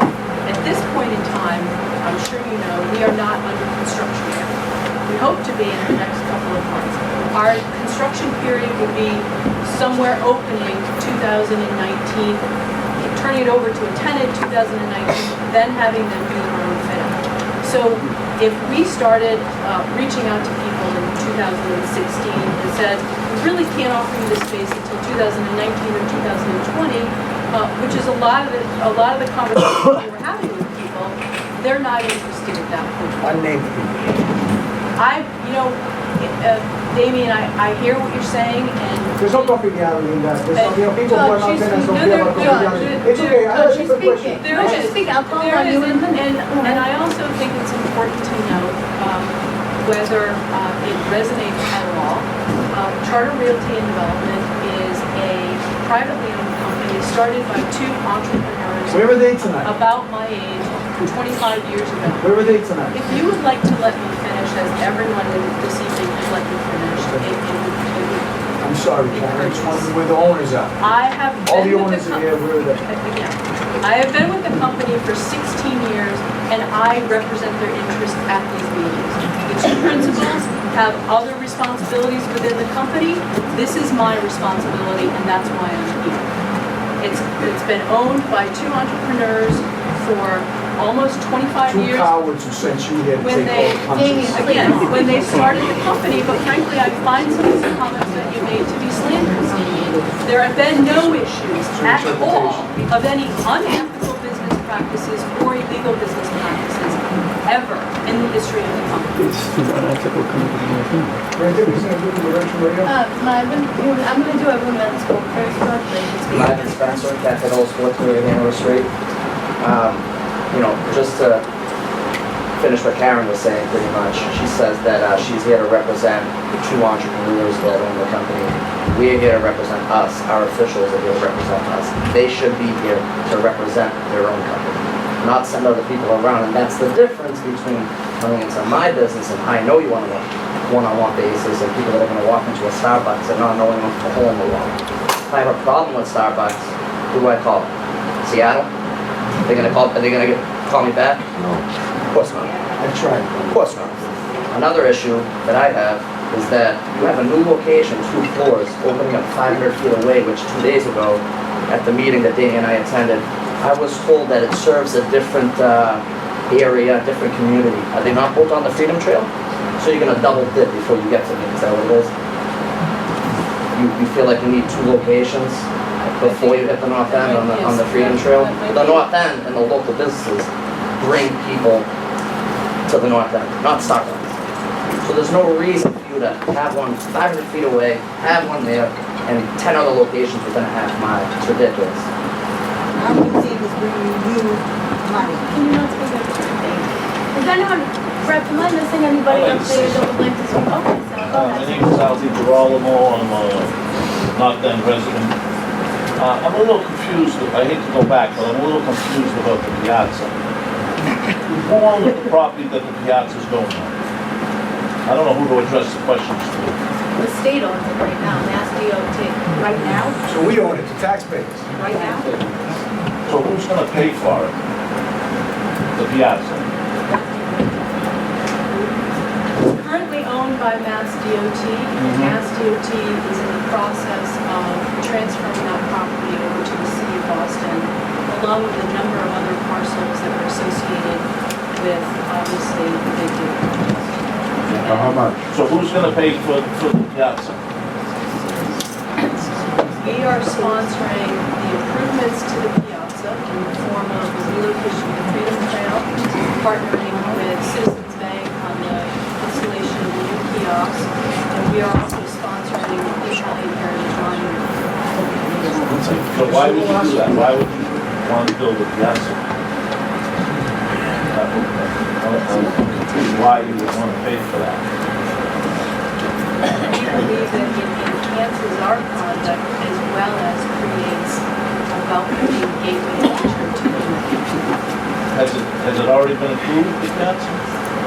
Through the Public Improvement Commission, which, because it will ultimately be transferred over to the city, we are doing a parallel track of permitting at both Mass DOT and I got a question for the lobbyists. Who is the retained property? Lobbyist is right here. I don't know. Oh, there are What the two? lobbyist is.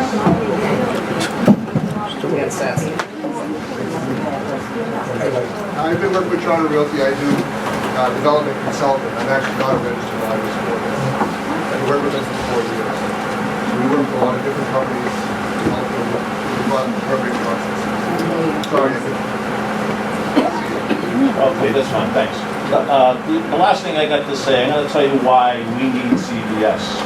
Because they put all the mom and pop convenience stores out of business.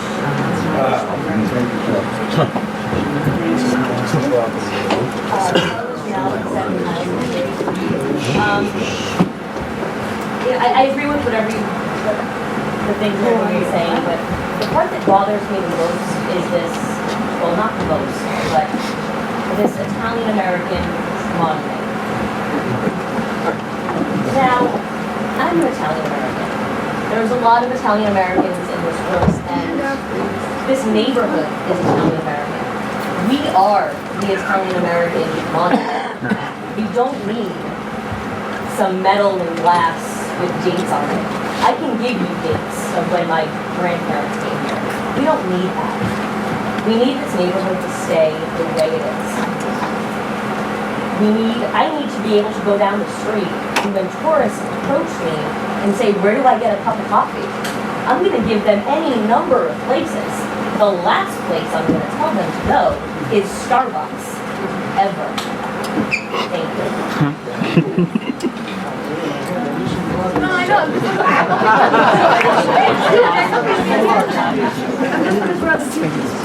Hey, how's it going? I'm Harrison Luscar. Recently moved here about over a year ago. Welcome to the North End. Thank you. Glad to be here. I love it here. One thing I just want to back off David's comment about trash and property being so dirty.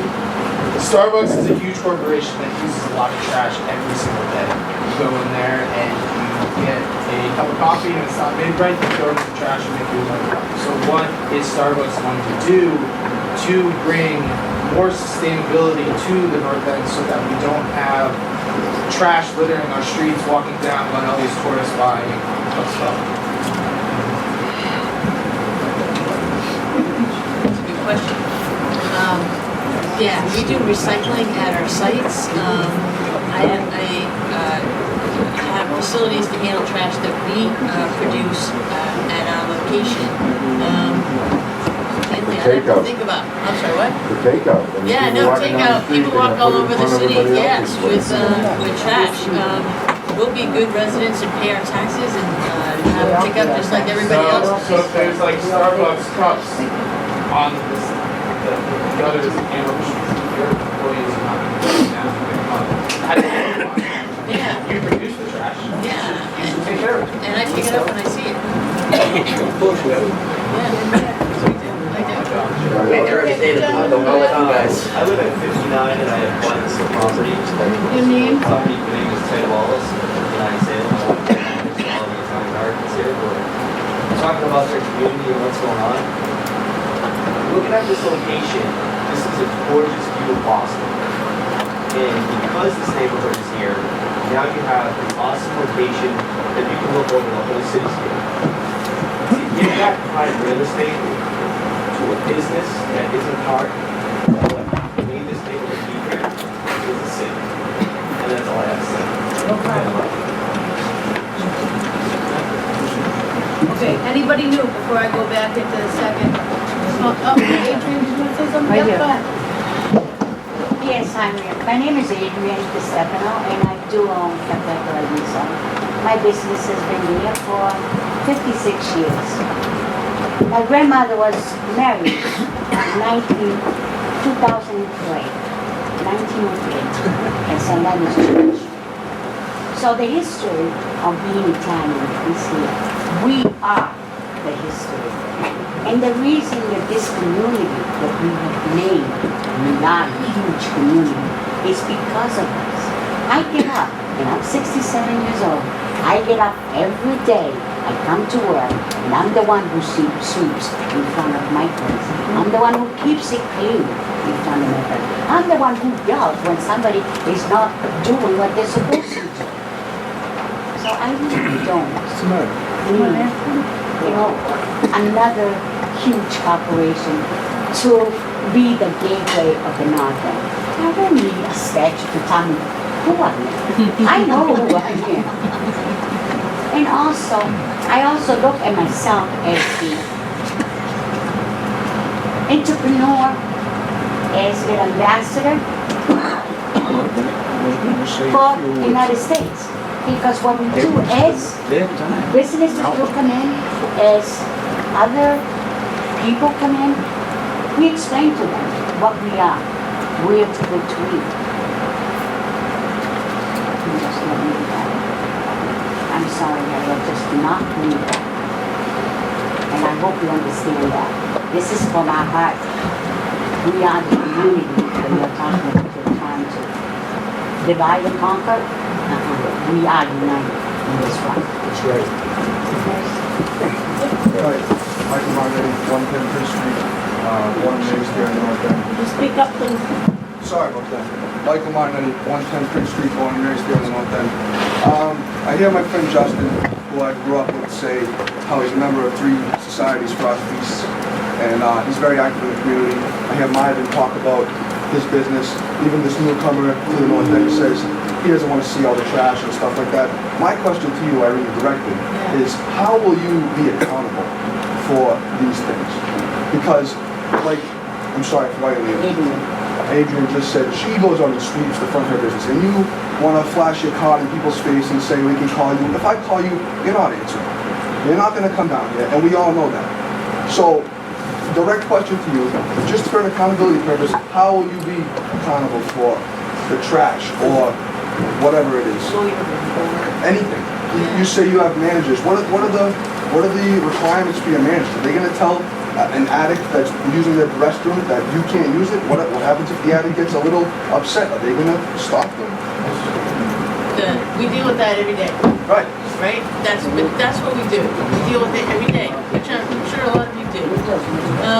I do respond to my email, and I do respond to calls. I have nothing else to take but my word on it, but I do.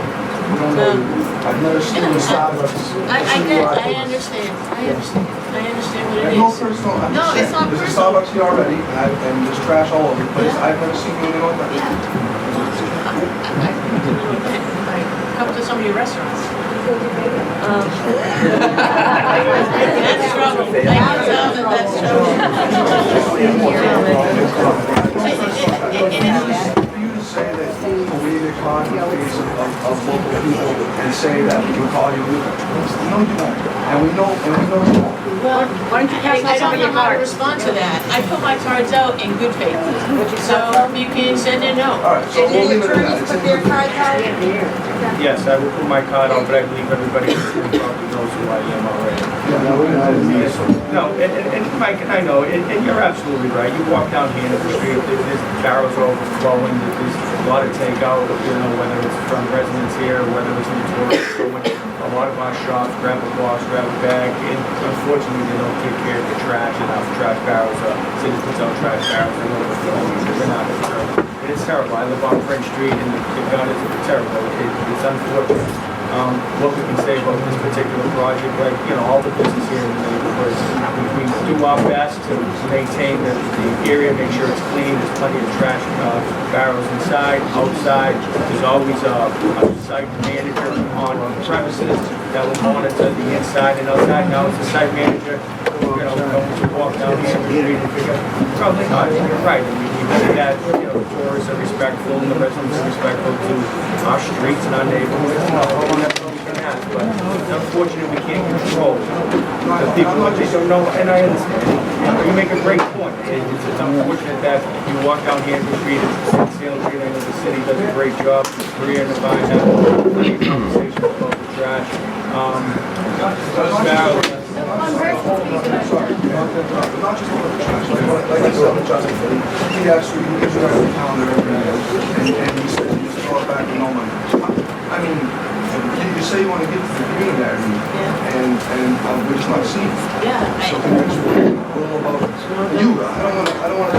No, yeah, I'll answer. And I do. We also show somebody, we saw recycling cups about that from what it costs. So that does help somebody.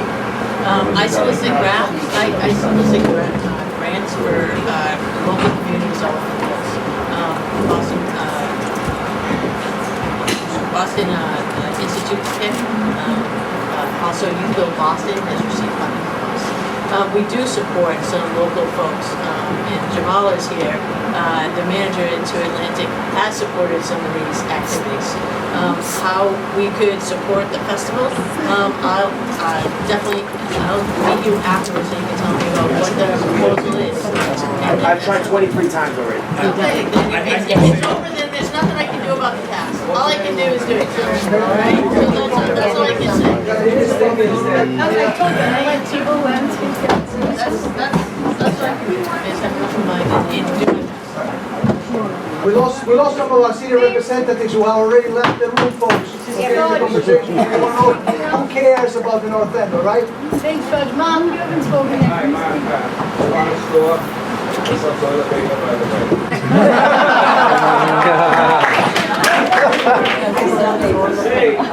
We have two types of people that are not people that come to the county restaurants. That's right on the Green Trail. To say that they're not going to take business things, it's just off the Green Trail. We'll come to the Starbucks. I desire a cup of coffee. Sure, change themselves, but they're not that bad as true Italian coffee. It's gonna hurt, I mean, they're gonna have the Italian food, Italian cookies, guaranteed. To say that's not gonna take for local business is insane. You know, you talk about buying local, what about the local people here? Have you heard of local? Local. My local coffee, I got here. That's not how we do it. Supporting this neighborhood is the key, you know, that's a horrible facade. We opposed that when we did it 3 years ago. We didn't like that, screw up, it just doesn't fit.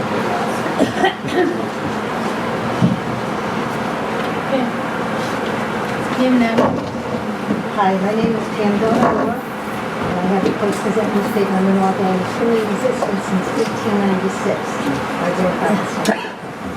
So I've been here since a child, even though I don't live here, and I've seen many, many changes in the North End. And it started probably with busing, and they dig, and people moving up. So for newcomers and new families, I think we're trying to preserve it and keep the history of the North End the way it is now. And the entrance of the North End should be something beautiful and be part of whatever nationality you want it to be. Because we've had all nationalities down here, but it shouldn't be a modernistic structure. We have enough of them all over the city. All the buildings will be built now. And I think these people that are here now really feel everything being taken away from them. You know, they allow CVS in here, which put a lot of drugstores out of business, small businesses, little groceries out of business. If these big businesses do take away from the small businesses, we all say, well, we're not going there, we're not going to do that. But people come here for the ambiance of the North End. And I think that's really important that Starbucks understands that. And what they're proposing, and what Charter is proposing to make this building, I know at one time I sat down with people before Charter bought it, I think, and tried to ask them to make a museum. The West End has a museum, other areas have a museum. We don't have a museum of how wonderful everybody is down here, not just the Italians, the Jewish people are here, the Irish people, the blacks are here, everybody is here. And make a museum out of some piece of property down here as an entrance to the North End, but it didn't happen. So I think this is really awful, because the changes that I've seen are terrible. And people are trying to make it come back by, you know, the restaurant owners that work very hard, the coffee shop owners that work very hard. So I will work with the people that don't want it, and I hope we don't go. Just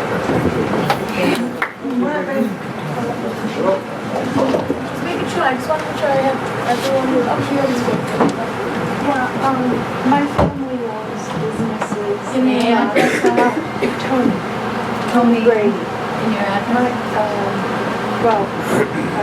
I live outside of Boston, but my family owns businesses and property in the North End. Not just tourists and suburbanites come to the North End, but Italians come to the North End, Italo-Americans. And we come to the North End to touch base with our roots and our heritage. Many of us love going to St. Leonard's for Sunday church. Not only for Sunday Mass, but we also bring our children to be baptized at St. Leonard's. We get married in St. Leonard's. We have children that live out of state, and we pay for their plane tickets to come to St. Leonard's and get married in St. Leonard's and have their children baptized in St. Leonard's. We come on Saturdays to continue buying our produce, our meat at Simona's, our pastry at Modern at Mike's, and we stop at the local espresso shops, because we can't go into a Starbucks and buy a venti. What's a venti? It's 20 in Italian, and I've never ordered a 20 in Italy in a Roman espresso bar. They have no idea. And if I order a latte, that means I'm ordering a milk. And they don't sell milk. We don't drink milk. Well, they're gonna get used to it in Milano. They're opening up a Starbucks in Milano. But anyway, I have a strong Italian heritage. I actually came here as an immigrant. I was 6 years old when I came here, and we lived in the West End, which was a multicultural neighborhood. And we came to the North End, and at the time, Umberto's was a bakery, and we'd buy our bread, and we went to Martin's and Mike's for our pastry. And we've always touched base with the North End. It was our heritage. It was where we belong. It will always be a part of us. And entering the North End and seeing a huge Starbucks is going to be a deterrent to all of us. It's something that is going to shock us. And it's going to shock my family. My daughter, who's married to a Marine, and they're deployed all over. Once she comes here and sees, if she ever does see the structure, I hope she never does, she'll be completely horrified. I haven't told her about it. I really don't want to shock her. I don't want to shock my granddaughter, who knows that the North End is a little Italy, a place that she's welcome, and she can say that she has roots in the North End. That's all I want to say. I just want the North End to be what it's always been, and what it always has meant to me. Thank you. Okay, so as we approach, it's now 8 o'clock, so we've been here for about 2 hours. I will get to a couple of new hands, and then I'll go back to everyone who's already spoke, and then if that's it, just a reminder, there are sign-in sheets on all of these tables. I think there's one in the other room as well, but there are a bunch up here, so if you decide to leave, please make sure you sign in. It's very important for me to stay in contact with you all during the rest of this process. I also have a stack of my cards up here, and if you wanted to make a comment or wanted to ask a question and didn't get a chance to, or is too far away to hear me, please come up and grab one of my cards, and you can send me an email or give me a phone call with any of your questions. So I think I have Leslie, and then this woman up in the front, and then we'll go back around to the people who already spoke. Okay? Thank you.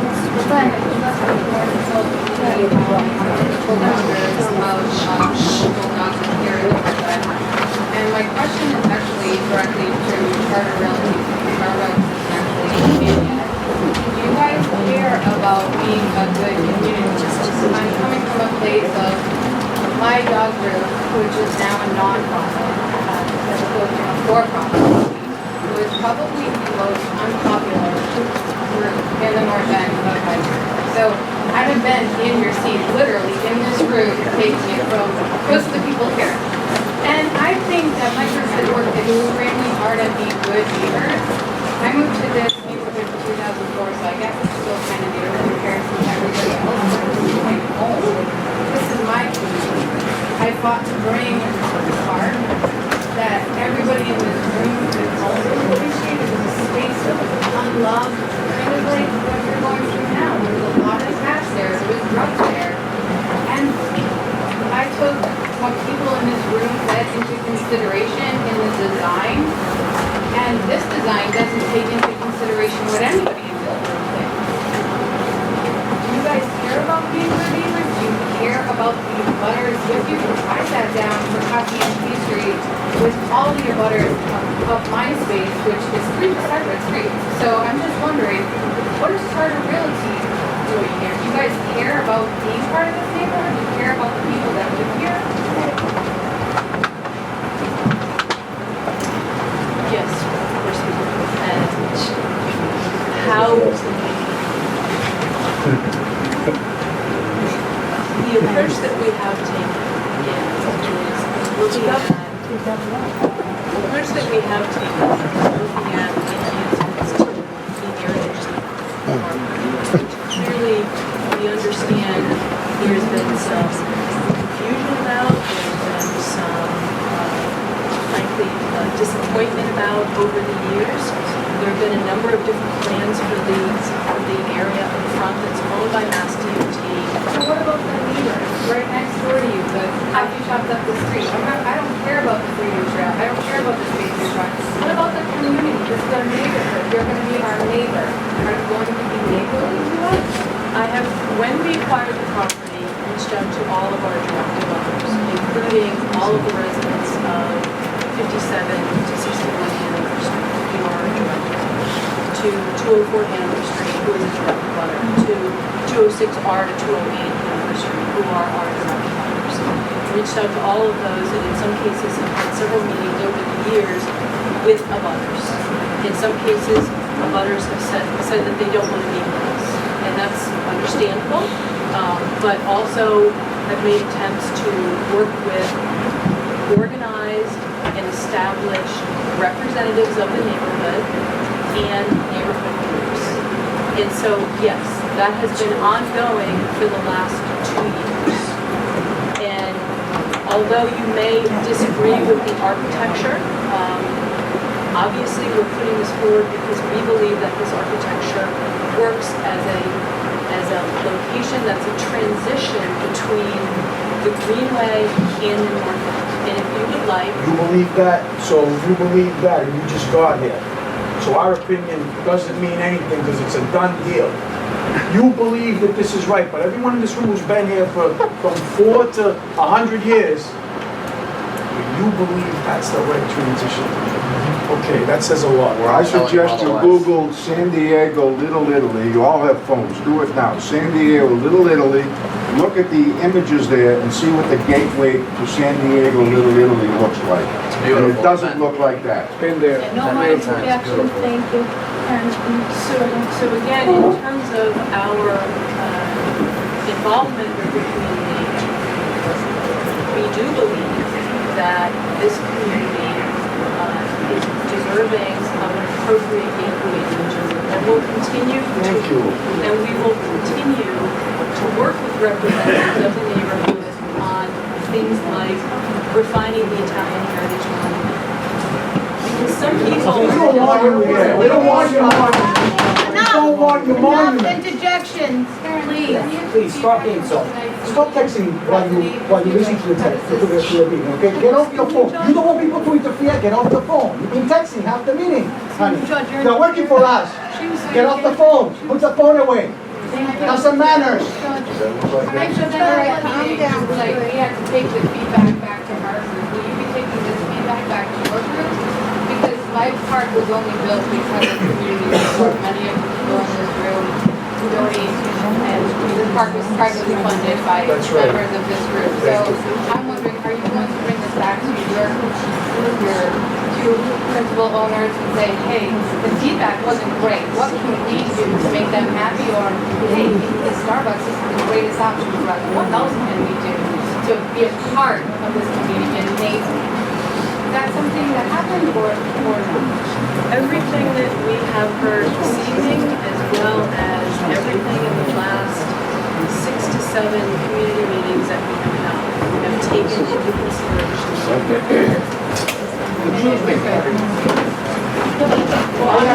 No, I just want to speak first. I spoke, we're going to do another round, okay? Thank you. Go ahead, ma'am. So, obviously, nobody wants to hear this. You got it. Probably a good idea. Name and address Oh, for the record. Charlene Love. I lived here for 10 years. I don't live here right now, but I will be back. Just back down. But really what I want to say to you, and actually, Leslie practically read my mind. These meetings are going to get bigger. It's been kind of quiet, not that many people know about it, but it's going to get bigger. And going forward, you are going to have every resident in this neighborhood hating you. And I know you don't want that. You're a person, your bosses are people. You don't want that. So, picking up on what Leslie said, are you willing to change direction, make this space something that works for you, so you guys can make your money, because you've got millions of dollars already invested in this, we get it, and the rents are going to be high, but there's got to be a way to make it work for both the neighborhood and you. Are you willing to change direction and do that?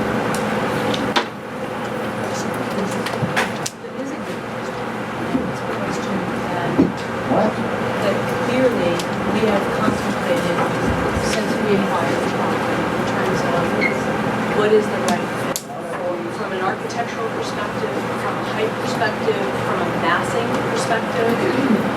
One of the challenges with this location is it's a 5,500 square foot footprint, and it's very long. It's very, very, very expensive to build in the city of Boston. And in addition to that, through every process that we've gone through, whether it's with our utilities with Boston Partners, whether it's with our approval process with the public improvement commission, whether it's engaging stakeholders, every step of that process has involved someone saying, you need to do this, you need to do this, and you need to do this. And then all of a sudden, you have a very, very, very costly project.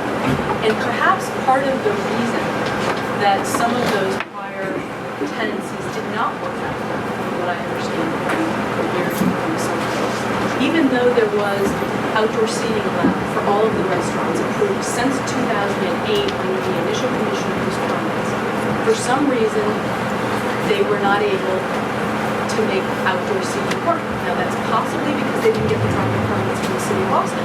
It's possible that when they undertook that process, there were additional conditions that were too costly. And so I think it's hard, and it's hard for me to explain this sort of a format that we really do believe that this is the right fit for us from a tenancy perspective. And it has to do with a lot of reasons. I understand the emotions of this room. I understand your commitment to the neighborhood, and I understand what all of you have. You don't understand. If you understood, you'd all be out of here by now. She asked you a question. Are you willing to say, no Starbucks, we're gonna change what it looks like, and we're gonna make this a neighborhood property? Aaron, Lydia, I don't know what you guys are thinking. I know that you guys love the neighborhood. I know that you guys love the history. I know that you guys are with us deep down inside. I know that. This is ridiculous. You don't answer questions. She asked you a specific question. You've been doing that the whole time you've been here. You should really call up Kevin Johnson and say, bad idea. We already have a terrible reputation. We judge people before as soon as they walk in our place. We don't need to be here. Let's go somewhere else. Don't hurt Boston neighborhoods where people are working every day. Don't hurt neighborhoods that have small businesses. That's an ugly structure, and you're here to make money. You're not here to give us a piazza and a monument. Someone new over there coming up. Name and address, I'm please. store manager of the store at Atlantic. I'm a resident of East Boston. And I'm married into a Sicilian family. I understand, I'm born and raised in Boston. I completely understand not liking every single development that's gone up that makes Boston look unrecognizable.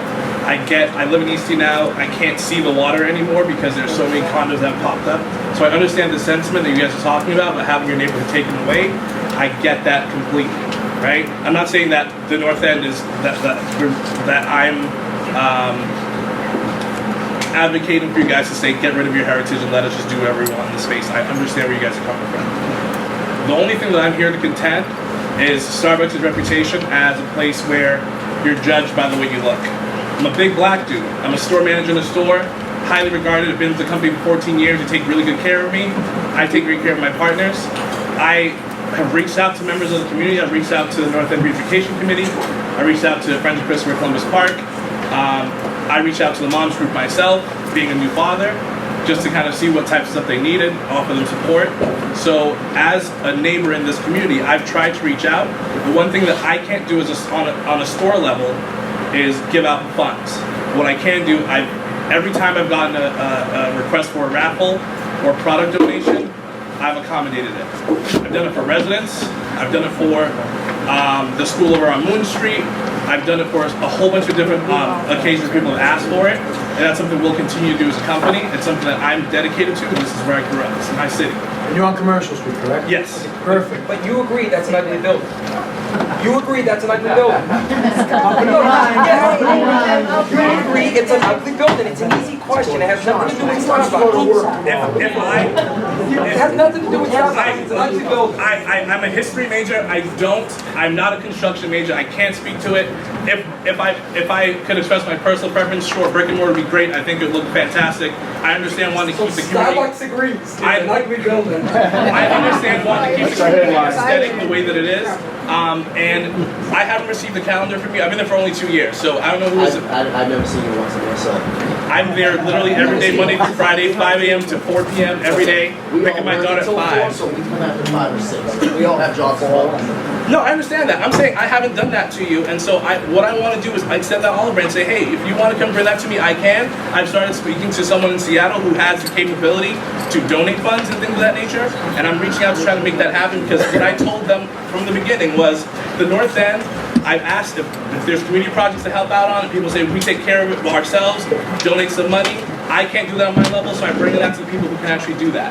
So I just want to make that clear that it's not a matter of us trying to come in and take from the community. We want to be good neighbors, and I just want to say that from a company perspective. What the business you're going to take away and the hurt on this historical name. You're a gentleman, you're a great guy. We love you on Commercial Street. We don't need you guys on Hanover I've Street. been trying to ask a couple of different questions for a while, and the people voting. Is there Yeah, a reason why? I'm just waiting for new people first. But I'd like to change the subject. I mean, we asked other She questions. hasn't spoken yet. You've already had a chance to speak, George. When I go back around and everyone who wants to speak again, after they've already gotten the chance Many to speak, people have spoken they will without be raising their allowed hand. to Maria, while speak. you're texting, you're not paying attention. I'm not paying attention, George? 1 second. Ma'am, go ahead. Hi, my name is Loredano Nofri, and my family owns several properties in the North End businesses. What I'm kind of appalled about is that, well, a few years ago I read something that the CEO of Starbucks said. You know, we're not going to go to Italy because they really know how to make coffee. Wow, they're the greatest. We don't even have to touch Italy. So they went all over the place, Saudi Arabia, Japan, here and there. Now, we're Italian. How come you don't say the same thing about us here? Say, you Italians know what you're doing. You know what you're doing. We don't need to come to the North End because you make better coffee. You know what you're doing. And stay out of the North End. Why don't you say that to us? And you know what? Then they, like this year, they opened in Milano. So does that mean that now they're not capable of making their own coffee the perfect way? So Howard Schultz said So that. I'm saying, why are you guys so full of yourself? Your coffee really stinks. I'm sorry to say. I mean, many times I wanted to go back there and say, can I make the coffee for you? Because there's something wrong with your coffee. Yeah, Do you mind? Yeah. So, stay out of the North End because you cannot make coffee better than us. Really. You know, you'll only lose face. You'll be somebody, as they say. Mr. Sirachi, okay, we're starting the second round of people who have spoken already. About our officials. You brought up the gentrification of our neighborhood and how there's a younger generation of people moving in. However, let's go back a little bit. Danny, this neighborhood was built on my grandparents, other people's great-grandparents. And the reason why it's so desirable today for young people to be here is because of the generations of our families. So to say that it's changed, it hasn't changed yet. It's been maintained, not by Starbucks, certainly, or not by CVS, or not by any chain national organization. It's by working class family businesses. And that's why it's so desirable, and that's why when you walk down the street, any given day and a nice day, the sidewalks are jammed with tourists. Why do they come here instead of Chinatown, South Boston, Charles Street? I hear everybody talk about Beacon Hill. I don't see the magnitude of tourists that we get. So that charm, and I'll be very honest with you, I own 7 apartment units in the buildings that we own at the corner of North and Richmond Street. I have fathers call me, friends of mine. My daughter's going to college. I need a safe place for them to move to. Jeff, do you have any apartments available? Who's made this neighborhood a safe place? Everybody in this room has. Generations. Whether it be this young man today, or my grandfather in 1902. So Starbucks does not add to the character of this neighborhood. Everybody that you see in this room that works in all these stores, they either live here, and I'll say it, I've never lived in the North End. However, I spend more waking time here than I do at my house. Sometimes I think my daughter thought she was a doctor. So my point is, everyone in this room, Adrian, I see at 8 o'clock in the morning. George, I see at 6 o'clock at night. Damien, I see behind the line when I walk up the street to get a cup of coffee. We all work and live here. Starbucks, sorry, I know you manage the store down the street. I've met you, I think, a couple of times. However, you haven't got any skin in the game. We all have skin in the game. Nothing to be disrespectful. You're a great store manager, you keep a great shop, but you don't have skin in the game. They do, because they own it. You just work for them.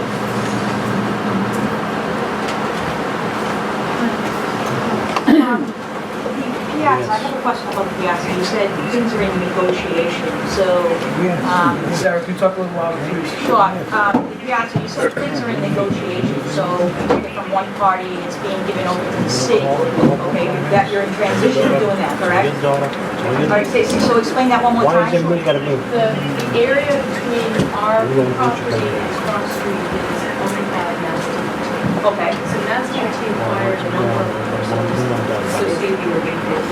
Okay. Excess parcels are either being sold, as in the case of parcel 1A, transferred to the legislation. That was a distinct parcel. There's a number of excess slivers of land essentially that Mass DOT owns, and they are in the process of transferring those to the city of Boston. So, with everything that Starbucks is doing and putting all that money in, is the intention for it to go from the city of Boston to Starbucks? Because a similar scenario happened in Medford, in which the city did something and they were supposed to use parking, but then the people that own that building acquired it. So, is the transition of that piazza eventually going to be Starbucks? Starbucks is a tenant of ours. We own the property. Okay. And will it become a property of you? As much as we'd like to acquire it, that's not an option. And we spent a fair amount of time looking into that in terms of the opportunity to buy it. In fact, our first meeting with the city of Boston, we were encouraged to buy it and to meet the goals of the Greenway Overlay District to build out to Cross Street and up 5 stories. So that, honestly, that was one of the options that we considered at the beginning. We realized that that really was not going to happen. Our objective here is to create something that is better than what's out there today. And in order for us to do that, we need to have a viable project. A viable project that can be built. And although there is some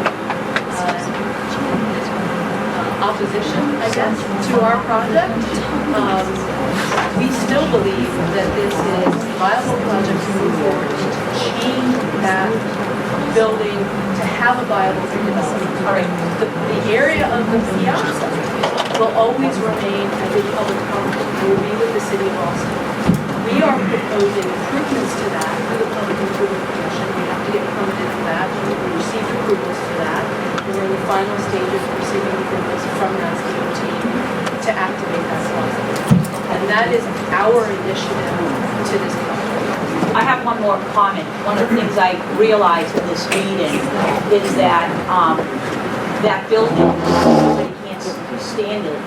It doesn't transition into the north end. It doesn't give us our history, our heritage. And it looks like, you know, you guys haven't been paying attention. And one of the things I noticed about it is that it's all glass. So basically, you've kind of not listened to anybody here, but you made it so this way you have probably one of the prettiest views. Looking at the Greenway, and so that's very important to you because that's going to bring in more business to you guys versus taking into account what the North End is really looking for. So to me, that's somebody, yeah, I hear you, but it's more money for us to do it this way because we don't want our customers looking at walls and so forth. We want them to look at the beauty outside. So once again, you're not listening to the people there. This building design was presented to this community over 2 years ago. We did receive approval. I can't hear you, I'm sorry. We do have approvals to construct this building. This meeting this evening, as Maria noted at the beginning, is for the purposes of reviewing the conditional use permit applications for 2 of our tenants, Citizens Bank and for Starbucks. All right, so you already, the design that you have right now that we've been looking at has already been approved for construction. It has. We're starting in 2 more months. Am I correct? I hope so, yes. Well, that means then, This is a waste of time. whatever you're doing inside there, you're gonna start designing that building to accommodate the bank and Starbucks. Or are you just gonna build a shell and wait and see? What's gonna happen We there? have 2 tenants today, Citizens Bank and Starbucks. So Starbucks isn't Wait a done minute, deal. wait a minute. I just heard it wasn't. Hold on. She's saying that. This is the beginning of the process. How Listen, many I've been raising my hand for over an hour here. I'm gonna get up and I'm gonna speak, Come okay? and speak. You know what this looks like, folks? This looks like the project that the city's been running. This building looks like every other neighborhood that the mayor is putting up, folks. This looks like the seaport, it looks like the import. They are trying to gentrify our community, guys. Very simple, okay? People give me the hammer hand. You know what I'm gonna do? I'm gonna do you a favor. I'm gonna walk out, I'm gonna have my speech outside. I've been raising my hand for an hour, and you don't wanna hear my opinion, okay? This looks like the rest of the city. This is the mayor's vision. Okay, that's why it's a done deal. It is. It's the mayor's vision. That's what it is. It's the you're already invested into it. She just said the project is done. You're blowing smoke up our butts, honey. That's what you're doing. That's what you're doing. That's what you're doing. I have a brief answer, maybe in terms of done deal, and I think I can answer David's question in terms of process as a zoning attorney. We have filed for. I have a question there. I was going to hope to answer some of the questions to say, I know that people are saying is it a done deal in terms of the tenants. They filed a long form application to add the takeout portion to the existing restaurant. The restaurant is an allowable use in that area. So you don't need a change of use for that area. Denny, has Starbucks signed the lease? Just answer me yes or no. I'll turn that over to Irene, but I want to No, answer that's right. David. You don't know what I'm saying. Don't get me wrong. You are part of the community too, Danny. You're part of the neighborhood too. Can you at least be honest with us? Or do we need to go to like excuse me?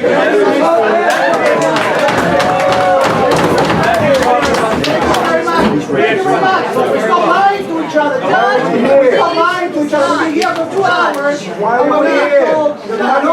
That there's no lease signed. Come on, please. I wasted 1.5 hours of my time. No, you did. Glad you came. Are we going to be civil and we can continue, or is everybody going to talk over everybody else and not listen? Civil or One honest? person is speaking, Make a choice. and then after they speak, you can raise your hand and ask a question or give a comment. But we are going to let one person speak at a time. Thank you.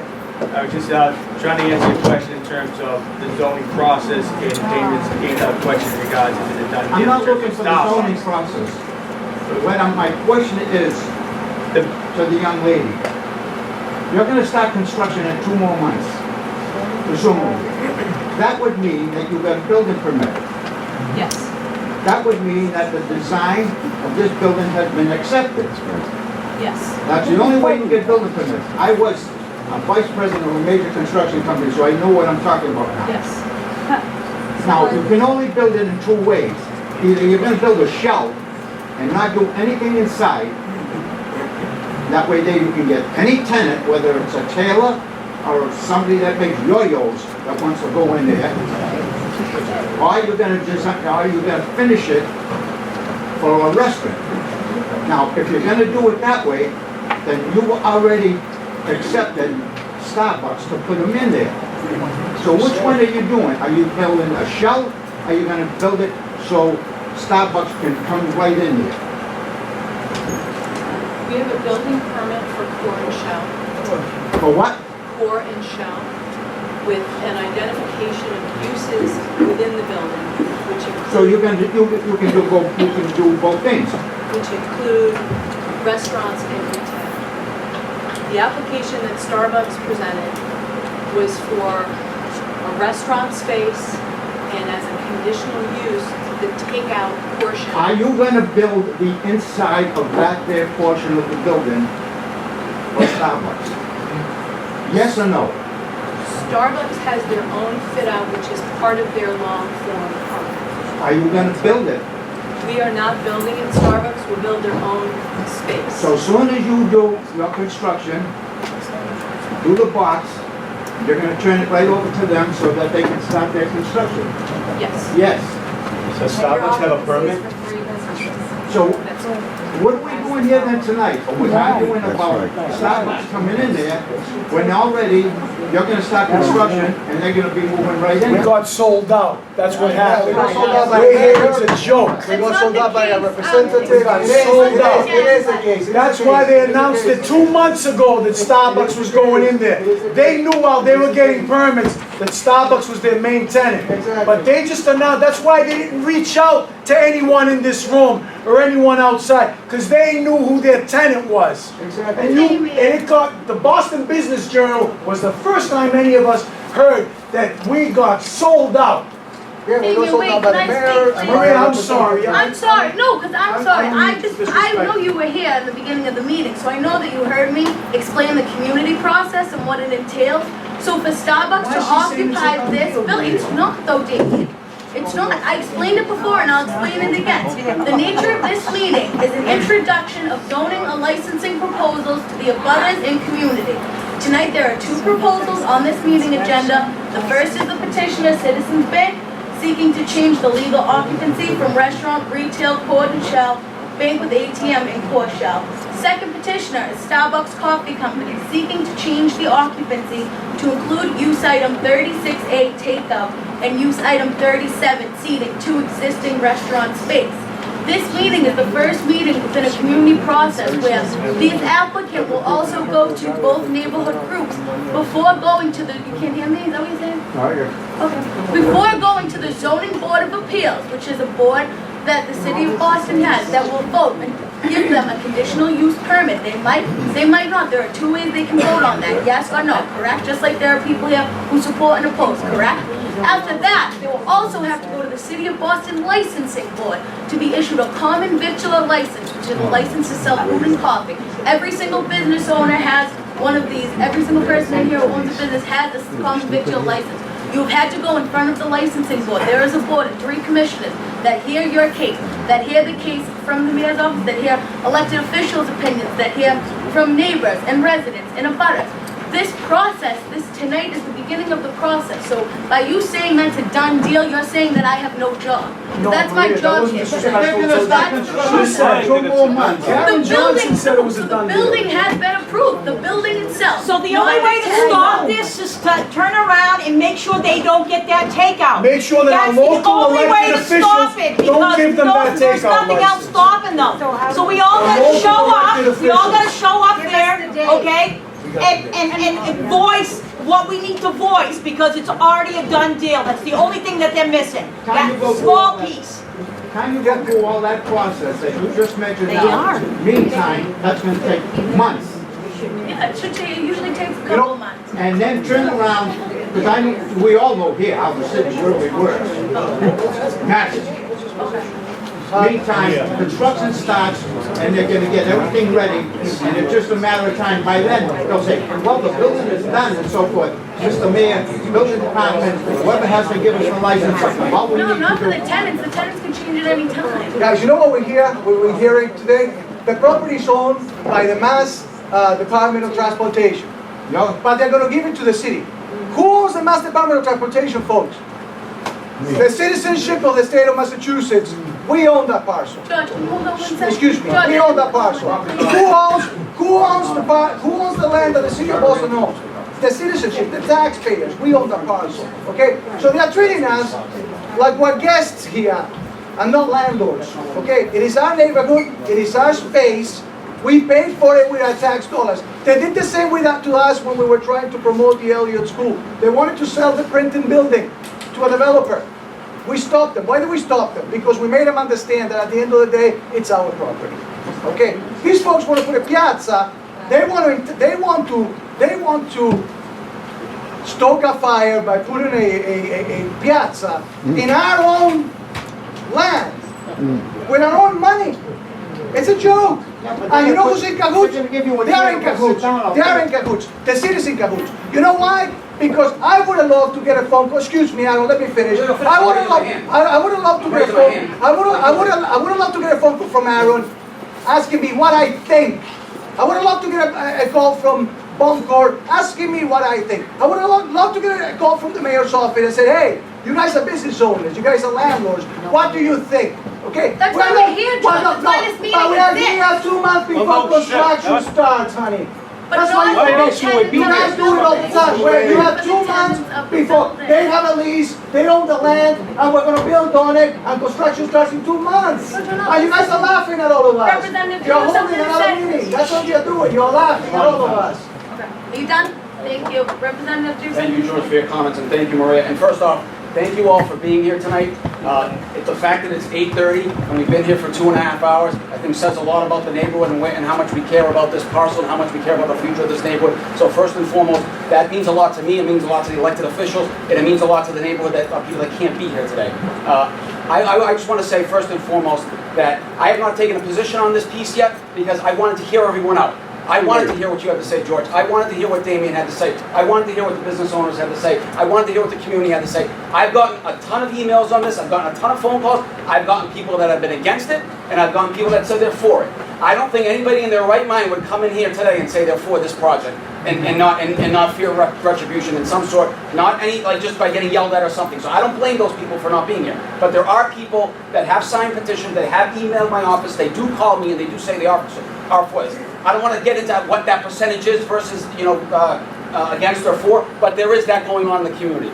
So I wanted to make sure that everyone had an opportunity to make their peace and have their conversation. I will take a position at some point in time. I can promise you, and I'm sure the other elected officials will do as well. But this is a process. This is the first step, as Maria said, of a process.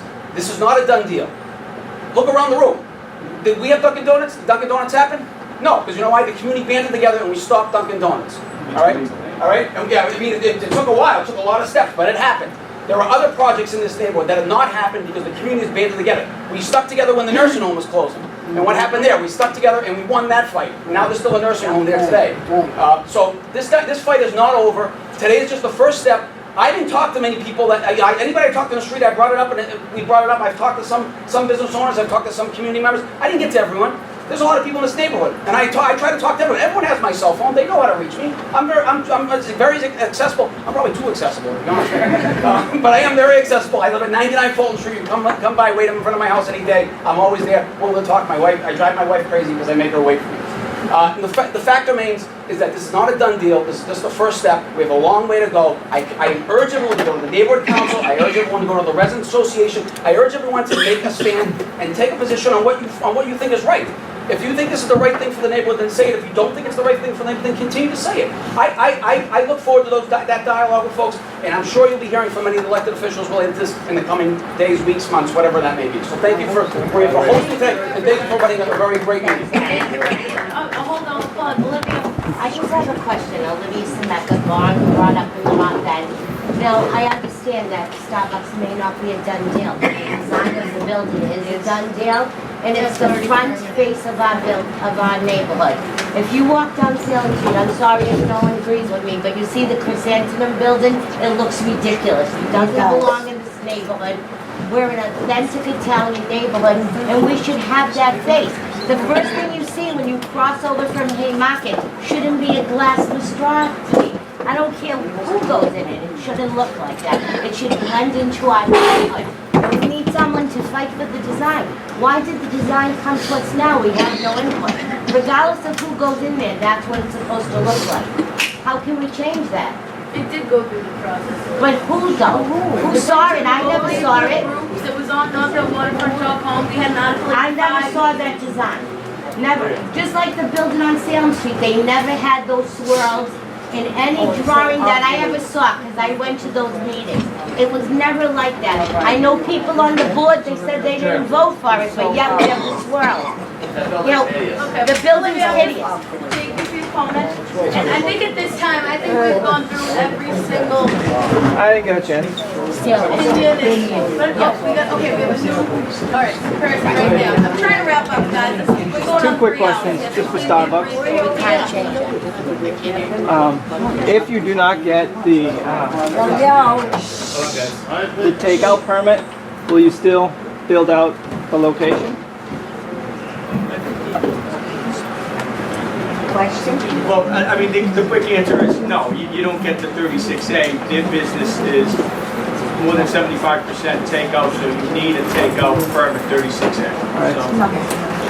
We need to show up at every meeting, we need to show up to the licensing board as well. I'm not done yet. Maria, my only concern is that how does the city issue a building permit on just a shell, not knowing if there's going to be a definite Because the tenants have to come back, so they knew that the tenants, the building that it is now, so the building as it stands right now has a conditional use permit, has all the permits for bread and butter, those still stand. They're demolishing that building, which means it loses all of its zoning. So by chance, by going through the process before that with the BPDA design review, because it's a structure, it's a one-story retail structure, it's going to remain a one-story retail structure. They went through design review, they went through the I-35 landmarks process for demo delay. So now, every individual retail space that they have has to go through the zoning board of appeals and the licensing. So now what happens if there's an extreme delay on the project that Starbucks can't come in? So what happens to that property? Does it stay at shelf for the next 2 years? I mean, they could have another tenant Well, propose that's, the same thing. I'm not hearing that. No, so I mean, that's up to them. They can, if the 36A gets denied to the zoning board of appeals, then that can't open there, they'll have to do it. If there is a delay in the project, is there going to be just an eyesore if they get it not done? If there's an extreme delay. Assuming they don't get this. I mean, Assuming they you don't issue get a the building permit on not knowing who your They next can tenant's build going the to shell. be. Yeah, but they can build a shell with a full lease sign. You see buildings with full I lease understand, signs. but that's the gateway to North Denver. That's a little different. No, I understand, but This is in our that's their community. right That's as a a little property. different. No, Is that's that their when you're right. walking through Hanover Street and you see that building is going to get a shell because there's going to be an extreme delay because Starbucks can't get their trucks or whatever. I'm just concerned that when you're in the North End and you see a shell, they're just an empty shell because they don't have a tenant yet. So what it sounds like is that they have a tenant and they're building it for the They have needs a of proposed tenant. Starbucks. What it sounds like. But they have a proposed second, nothing, like I said. But we still first need the meeting. 36A. I understand that, Dan. I understand that. Okay, I think at this time, it's 8:45. I think we've heard from everyone at least once. So with that, no, there's no vote. There's no vote. But did you hear what I said at the beginning of this meeting? I'll look back. You were listening. Oh, okay. Everyone, please sign in to